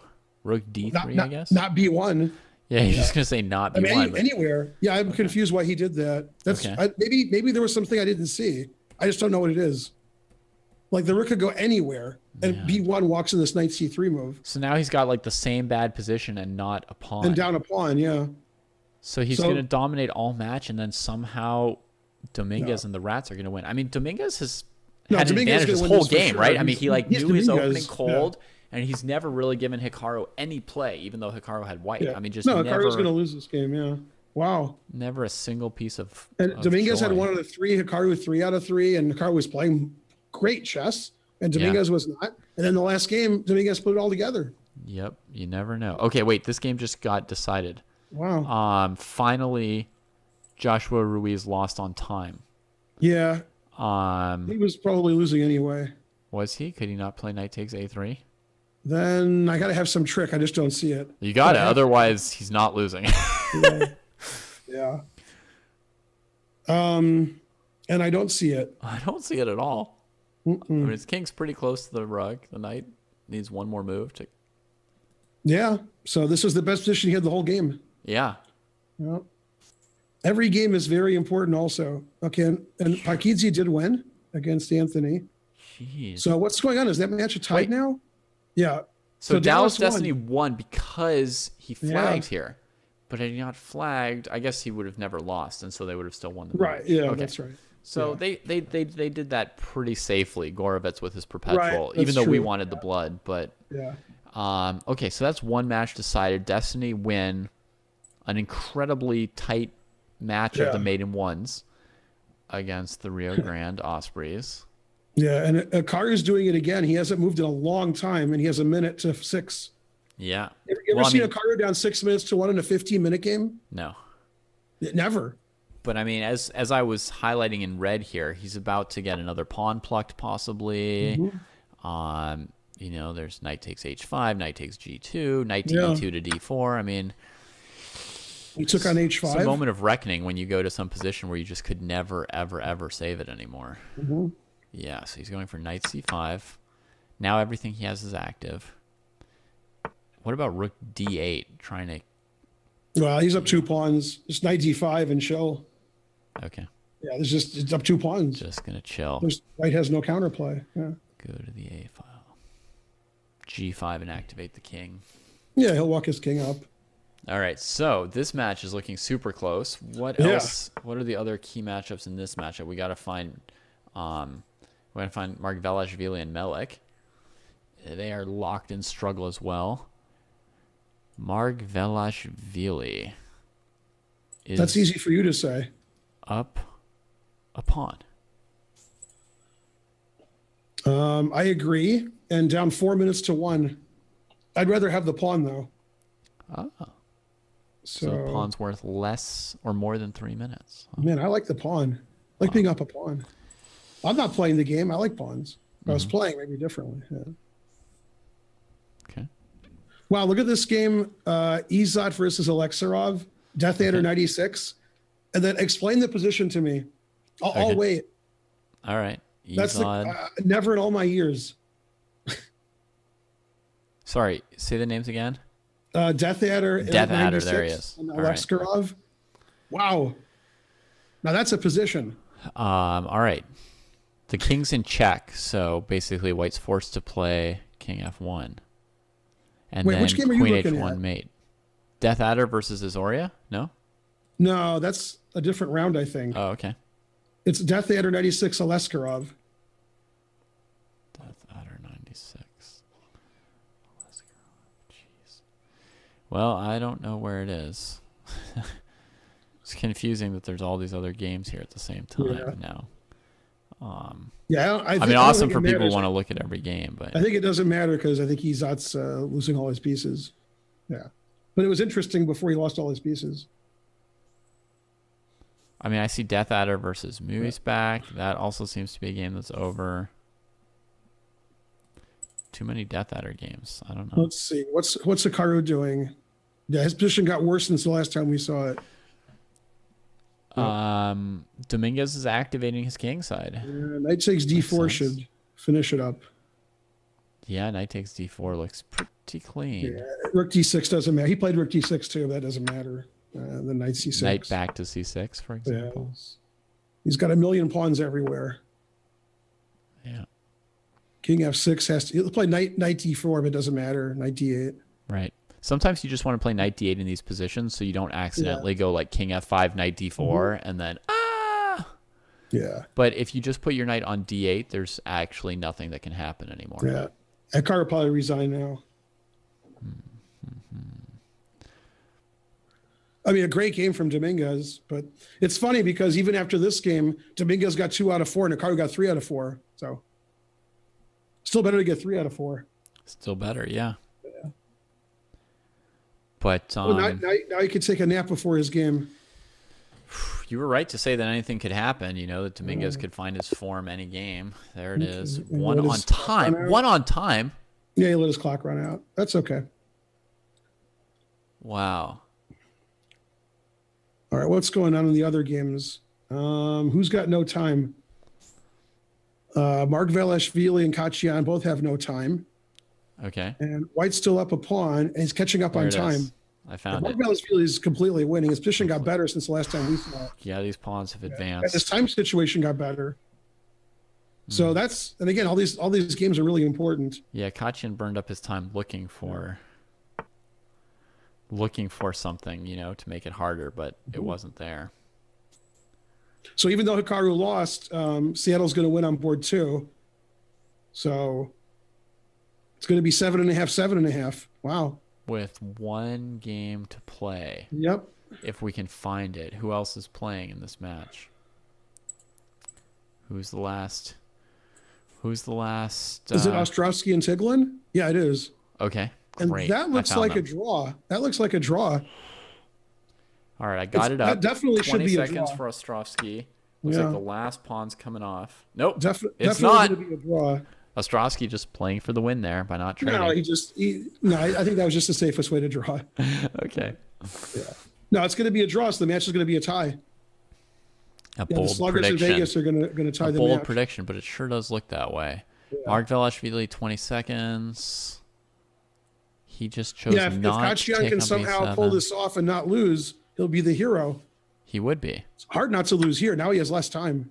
And he's really losing. Rook to c8. It's still only one pawn. It's not like you resign yet or anything. Yeah, but it's not good.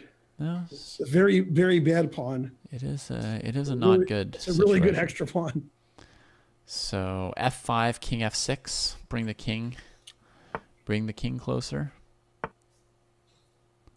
Yeah, I mean, everything wins. He might just play knight a5 and take that pawn. D6. Now he'll play. I would play d6. Okay. He played knight a5, confusing me. That confuses me. That is quite confusing. I don't understand that at all.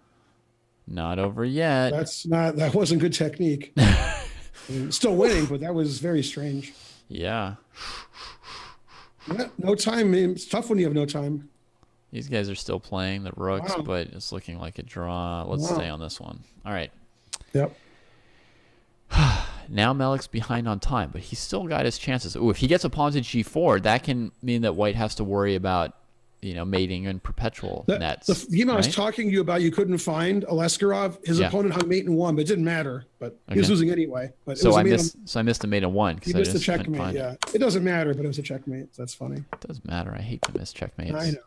But we didn't miss that one. And Ostrowski Tiglet is the deadest draw ever. Kachian just went to the wrong square, man. And Kachian just hung mate in 1. Yep. Wow, and I missed it. Yeah. But don't worry. Wow, King the crowd E6, saw it. 7 mates. Wow. The crowd saw it. Holy so that match is a tie. That match is over. If the king had come the other way, there was knight e7. So, something definitely went wrong there with how he handled this. G4, knight f5. Oh, and he couldn't go to g6 already because of knight here. He was only one move too late, Ben. He was only one move too late. I mean, if he had time to play knight f3, then he's got knight f5 covered, and he's got... Well, I mean, he should play like king f8 here, right? Like move his king to the back rank after knight f5 check. Yeah. that he's going to Just try to mate his accept it. opponent. Yeah. Yeah, king f8. Yeah, he could have kept playing. Yep. Oh, man. Okay, so Seattle, Las Vegas is a tie. Dallas beat Rio Grande, and then the matches are up in the air. Yeah, I just clicked back to Ostrovsky-Tiglin for a second, but the last pawns come off, and I think everybody's seen what they need to see at this point, right? Yeah, that's just a draw. Yeah. All right, they did it. Props to all of them. I mean, everybody in that match. What a fight. And Dominguez, who first was like struggling as board one, is kind of going to be a hero, right? Because it's going to be like, you must have been feeling so down after those first 3 games. Then you're playing black against Hikaru. And his win ties the match, in a sense. Like, that's like the hardest game to win. Yep. That's amazing. Yeah. All right. So let's go to San Jose and the Kangaroos, okay? I got Mamedov having 1 minute left to 5 against Serrana. Yep. And that game's totally crazy. Do you know much about Grandmaster Alexei Serrana? I know. I never heard of him before we said his name today. So no. Okay. I don't know very much about him either. Yeah, don't know who he is. I might know more about the Super Bowl. Is Queen H6 check possible here? I guess it's black's move, but that'd be a very fancy move, right? It's fancy. That's true. Yeah, I don't think it work. It wouldn't even work. It's fancy. Yeah. Sadness. All right. But black is not taking the knight because of queen takes h8 and then a new queen. So that much is sound and simple. So black needs to deal with this d pawn somehow. His bishop's not doing it. Alternatively, he needs to mate on g2 somehow. So what's the score of this match? Who's up by 1? Let me see. The Hackers are now up by 1, from what I can tell. And there's 2 games left. 2 games left. And Azoria Smirnov on board 1. Right. Or wait a minute. Which one's board 1? That's board 2. Oh, that's board 2. I just clicked to it. It is madness as well. He just put his rook onto b7, attacked by knight. I guess he was taking a knight there.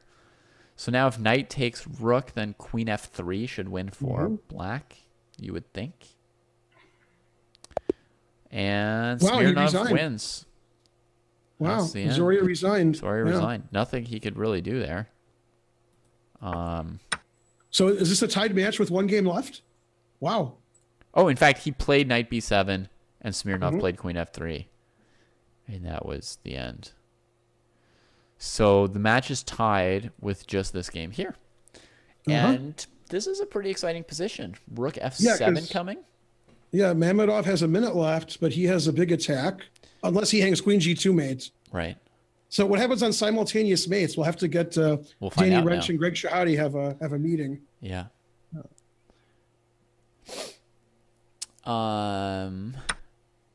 Okay, he took. Yeah. So he's going to play queen takes rook check, or no? He did. Yeah. He's going to queen rook check. Hand was kind of forced there. Now he's got a.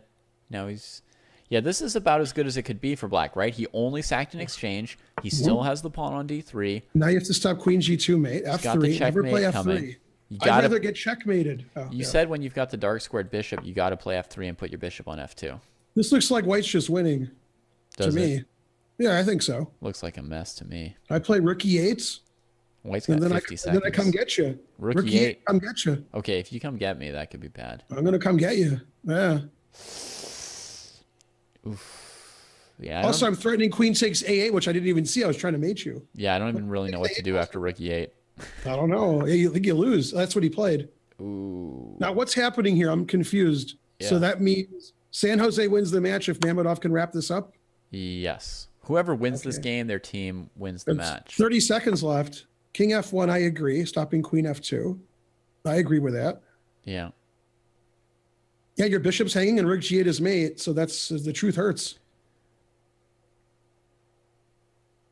Yeah. You know, maybe what he needed was knight f6. No, doesn't matter. So what he needed was not to move the knight off of f6. Yeah, knight g5 was a mistake, yeah. Oy, oy, oy. What a tough game. So now he's still got some time, but Mamedov, And all 4 games are going on in the last match where the Pandas are down by 2. Yeah. To the Surfers. All right. So real quick, looking at board 1, Yu Yang Yi, black against Drea. Complicated, let's say. Maybe good for Yu Yang Yi. Who knows? Yeah, I like black. Black has a pawn on h3. Black has a rook on a2. Black has 2.5 minutes extra. So I like black. Okay, so first look. Knight on b6, potentially out of play as well, off on that square. Yeah, Sevian's game is very complicated, but I actually like Wong Ua's game there too. Okay, the knight got off of b6 in that other game, but let's see. Sevian against Wong Ua. I'd be fine with either player's position.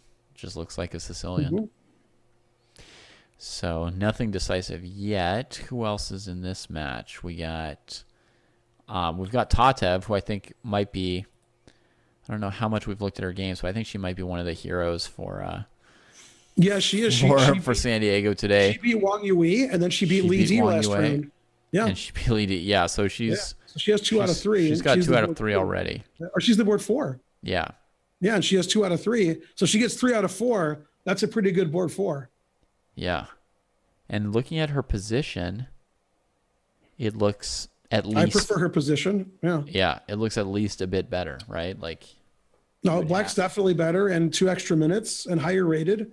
So she's pretty confident, obviously, winning the last 2 games, and now playing the lowest rated player. Yeah. Yeah, it looks good. Okay, let's see. He saved the bishop and allowed rook g8 check. Serrano did, I mean. Yeah, I was wondering who that. Okay. Yeah, sorry. So he saved the bishop on a8, and then Mamedov lost on time. And then Mamedov flagged, what? Reversing the result. The Kangaroos win. Wow. The Kangaroos win. Wow. He could have given a couple more checks. I mean, there's no way he can lose this if he just checks, even if he can't find the win. I don't think it's easy to find the win, but Bishop G5 just win. What's the problem? I guess you found it. Not that hard to find. Wow. I mean, Bishop G5 resigns. Well, hang on. 93 check. I take 93. Oh, I can't play Queen D4 check because my rook's hanging. Queen. That was my plan. Yeah. That wasn't a good plan. Okay. Okay, so it's not trivial. It's not trivial, no. Wow. Because the rook on h8 is not really placed to deal with anything that's going on, right? Wow, that's amazing. It might just be a draw, but can I move my rook like to h3, threatening Queen h8 mate? At the very beginning without Bishop G5, I assume. Right. Yeah. Yeah. Just rook h3. Yeah, that looks pretty tough to handle. Yeah. That might be the secret sauce. Looks good. Nice wow, move, he lost Ben. on time. I didn't even think of that. Nice move, Ben. I didn't even think he could lose on time. He was always really low, but he had like 20 seconds, and we were thinking he's a good speed chess player. He's got 20 seconds. Yeah, and He'll the do Kangaroos something. win. Wow, in shocking fashion on time. Jeez. What a round this is. And we still have all 4 games going on in the last match. That's crazy. Yeah. So, Yu Yang Yi, there's some action here. What? We got to see a little bit of this. So knight d7 gets the knight off of b6 before it's too bad. He trades it with his bishop. Drea grabs the rook. Fair enough. I would want that rook too. Bishop to g4. And I mean, I guess black has to have some compensation for the exchange here. f4 is played.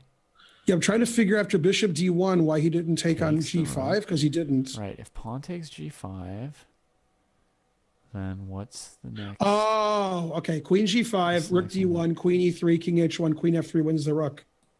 Yep. Okay, I just couldn't see that. Yeah. Okay, but they both saw it, so he played rook d1. Yes, they did.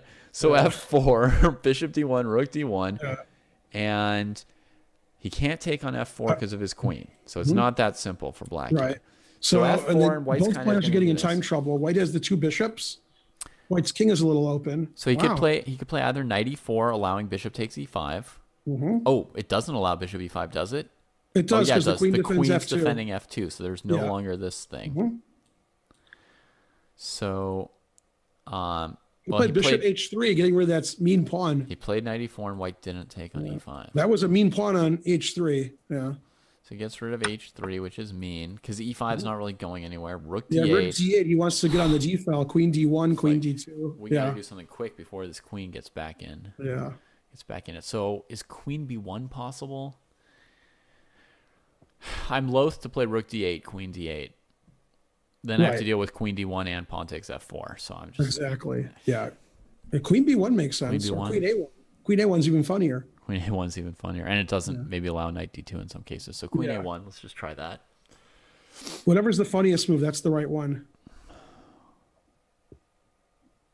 Okay. Then I'm at a loss for what Wong Ua is doing. I mean, what Yu Yangyi is doing.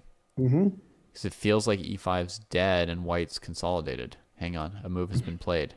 Queen to b1. We had 2 chances and we guessed it wrong. So John Bryant's down a piece, but he has some compensation. But he's down a piece. Okay. Let's see. Where is he? Tatev looks like she's taking over, but she has more time. I can't find nothing serious yet. I don't see John Daniel. Oh, I got rid of all the games. I just looked at the 4 games, so that made it easier. Right, but I can't find John Daniel Bryant. WWZZZ versus JD Bryant.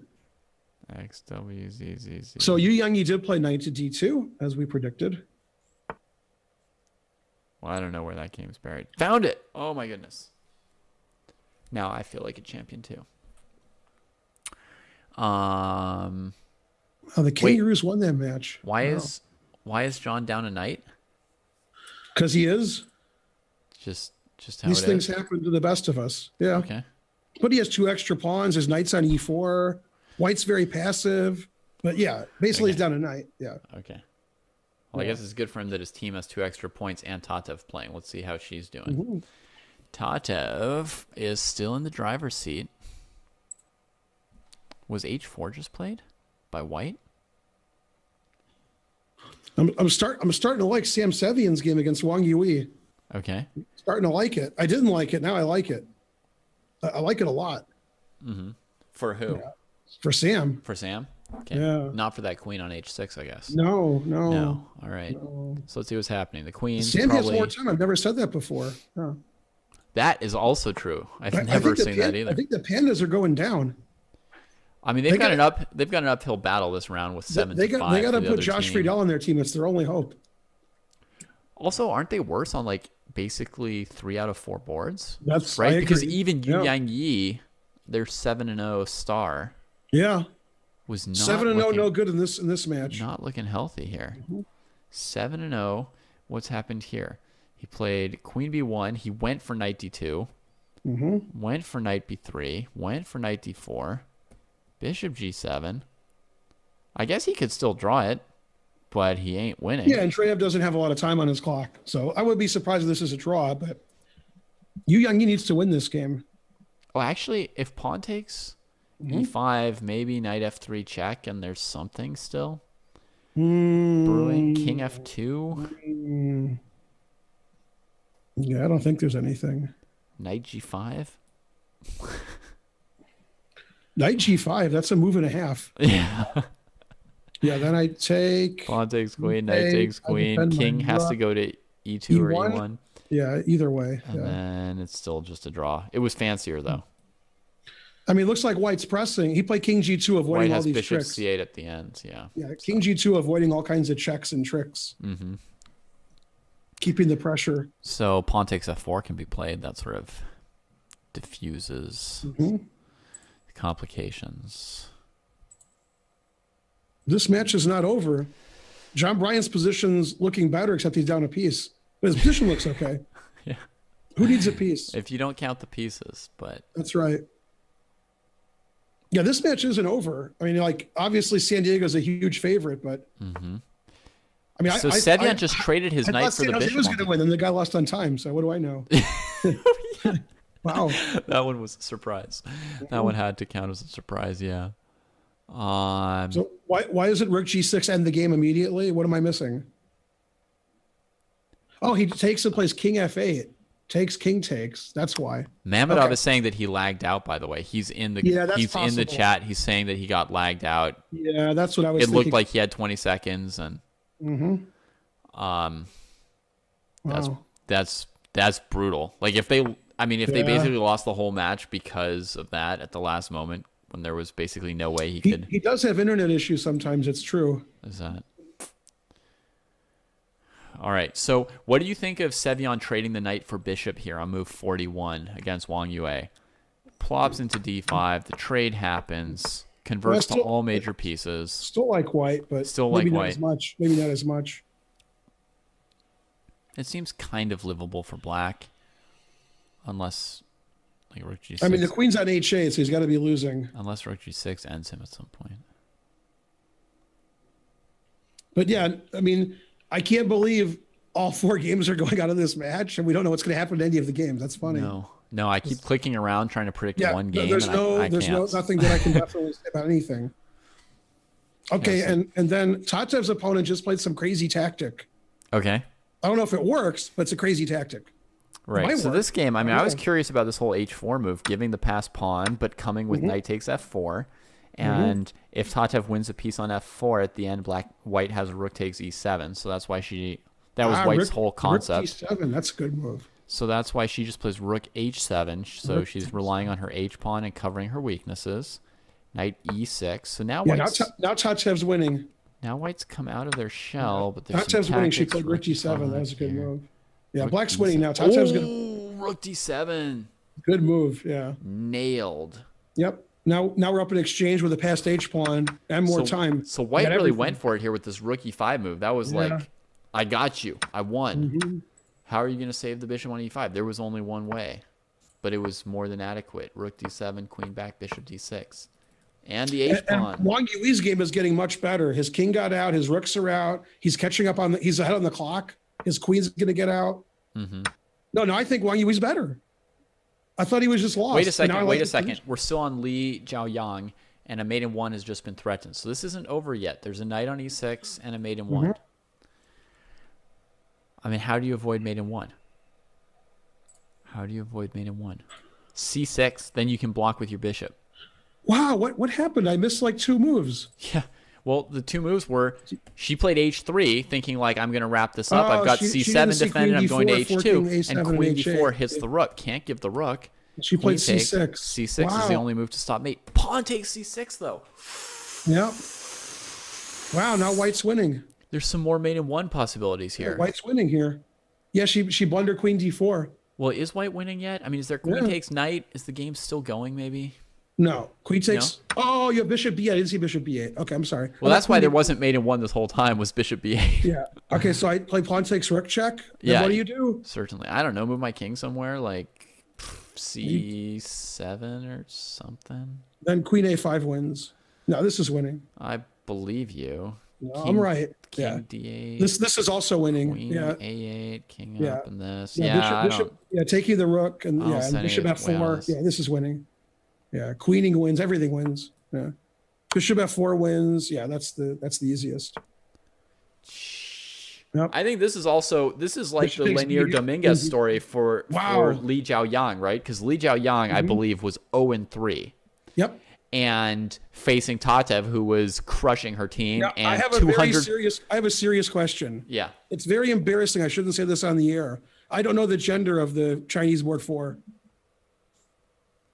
That's fine. I don't know either. Okay, good. Yeah. Yeah. More important is looking at their style, and they are the opposite of Ru Tong, right? I mean, they are like tactics, wild, that could change crazy. The whole match. Okay, let's see here. Drea has no time. So Tatev resigns. I mean, she had a great night. Again, like same thing you could say for Hikaru. He had a great night, right? Then he loses to Dominguez. Abrahamian, great night. But now we're going to say like John Bryant saved the match. Back. Right? He's not down a piece anymore. How could he not be down a piece? They both have no time. Sense. They both have 10 seconds. John Bryant's winning. He's winning. Yeah. And then Yu Yang Yi, all 3 results are possible. 5, 1, 2, 3, 4, 5. Wow. Is John Bryant winning, or could anything still happen? What would you say? Anything could always happen. Okay. So we don't know anything here. Yeah. The lead is currently 7-6 for the surfers as far as like points that have been added up and counted. Yu Yang Yi and Alexei Dreyev looks draw-ish. Draw-ish. Somehow rook and bishop versus rook and bishop. I felt like this one was draw-ish for a while. There was like no way to keep the tension. Yeah, but Dreyev only has seconds left. Oh, yeah. This is funny. There was a similar endgame won by Kamsky against Grishuk in the Olympiad. Opposite color bishops like this. Right. And careful, don't walk into mate. Yeah. Careful. Indeed. All right, I'm switching it up though. I want to see Sevian versus Wong Ua. Heavy piece endgame. We haven't seen a heavy piece endgame like all day basically. And they both have no time either. They're just their own funny kind of beast. E4. What's he doing? Queen E5. Thought so. Just kind of simplifying it, making some kind of move. This is craziness though. Can he take and play Rook C2 and then C5? He sure can. Yeah. It's good to me. Oh, he didn't do it. Didn't look good to him. Backs down. Rook C4 looks pretty good for black. Yeah, that was crazy. Queen F8 coming. Somebody offered to draw somewhere. E3. Queen F8's coming. He's getting checked around. No, he's got the queen. No, he's got the check.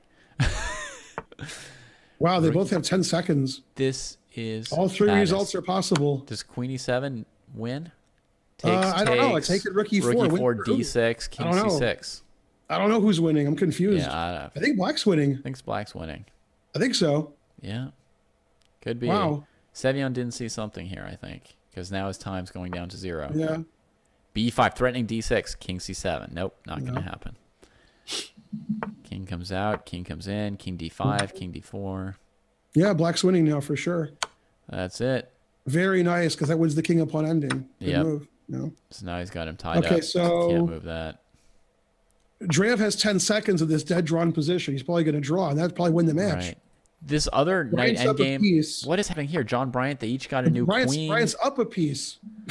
He was down a piece. Now he's up a piece. Somebody. Yeah, E3's winning. He's going to win.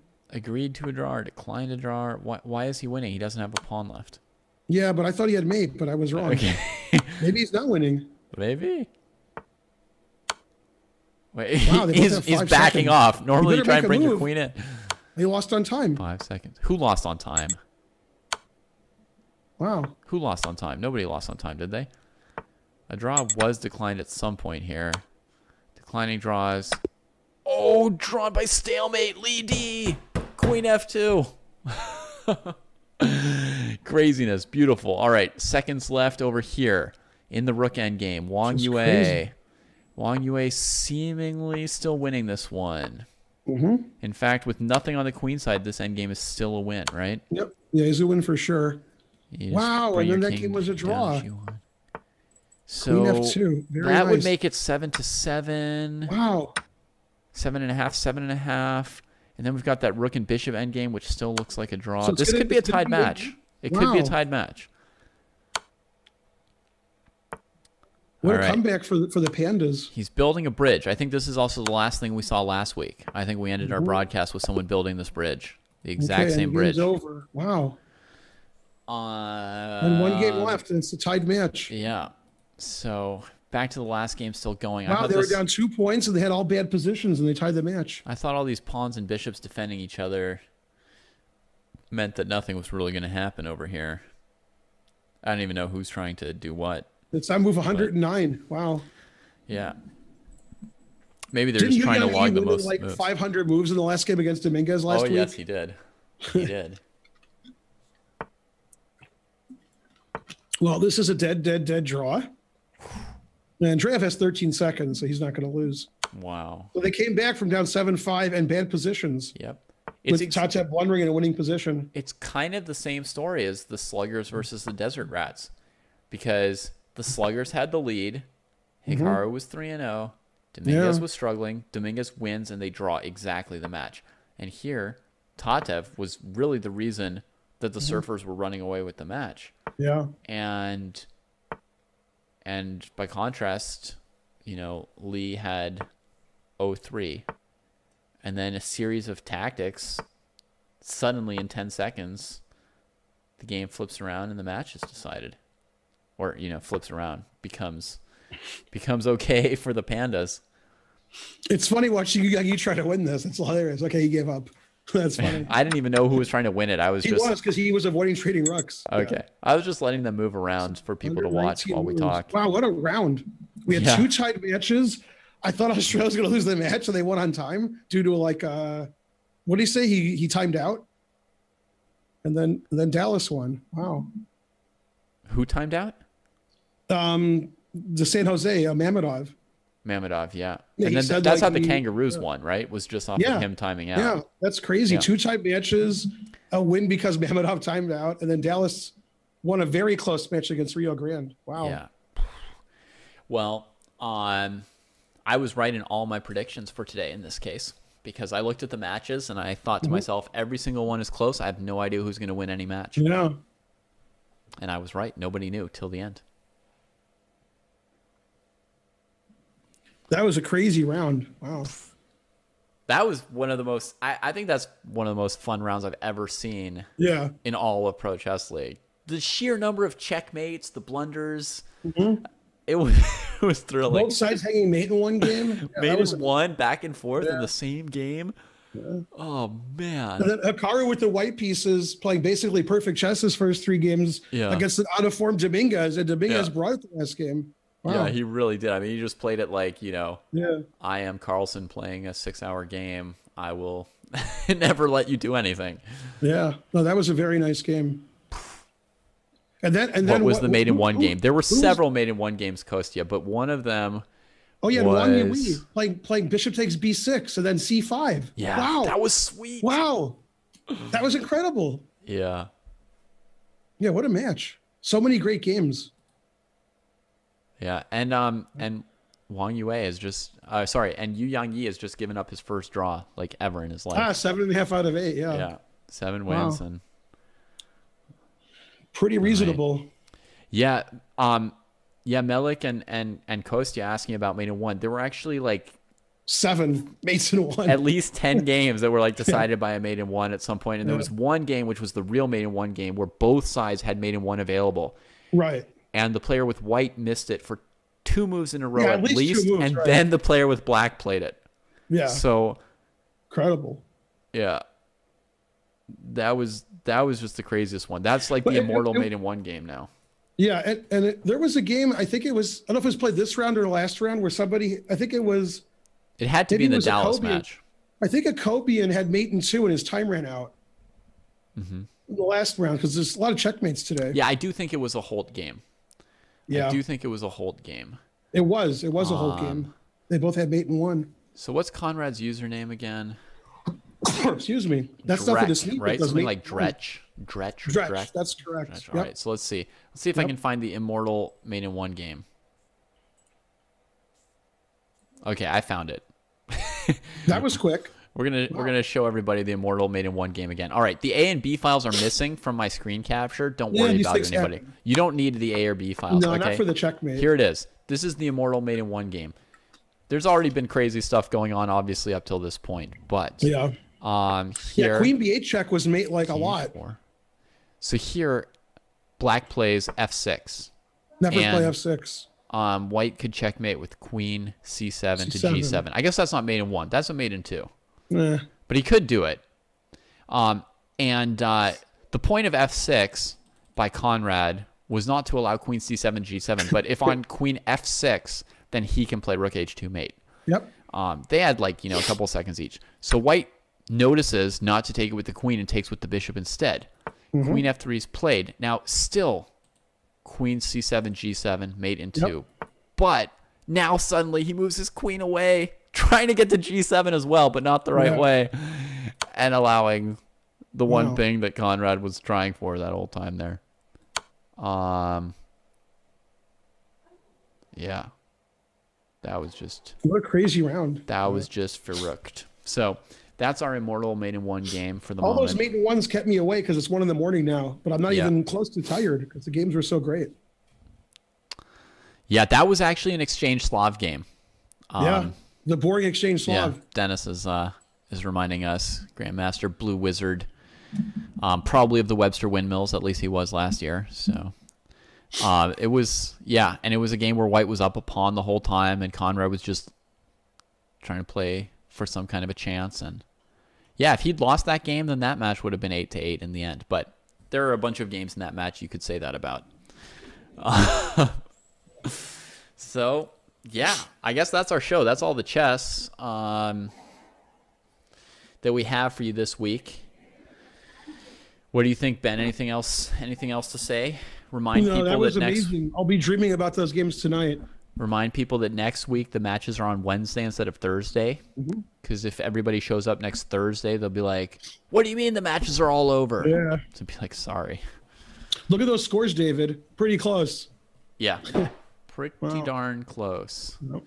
Just a mouse slip and a DC and a maiden one apart. Any of these matches.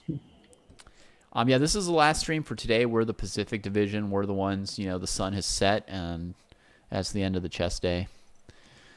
So it started, morning time in some other time zone, and now it's nighttime here. So, yeah. Yep. That's the chess day. Until next time, David. Yeah. Thanks, See you Ben. on Wednesday. It was a blast. Everybody else, we'll see you next Wednesday as well. Take care. Bye, Have everyone. fun. Practice a little bit. Maybe next week you could be a pro. Be a free agent on one of these teams.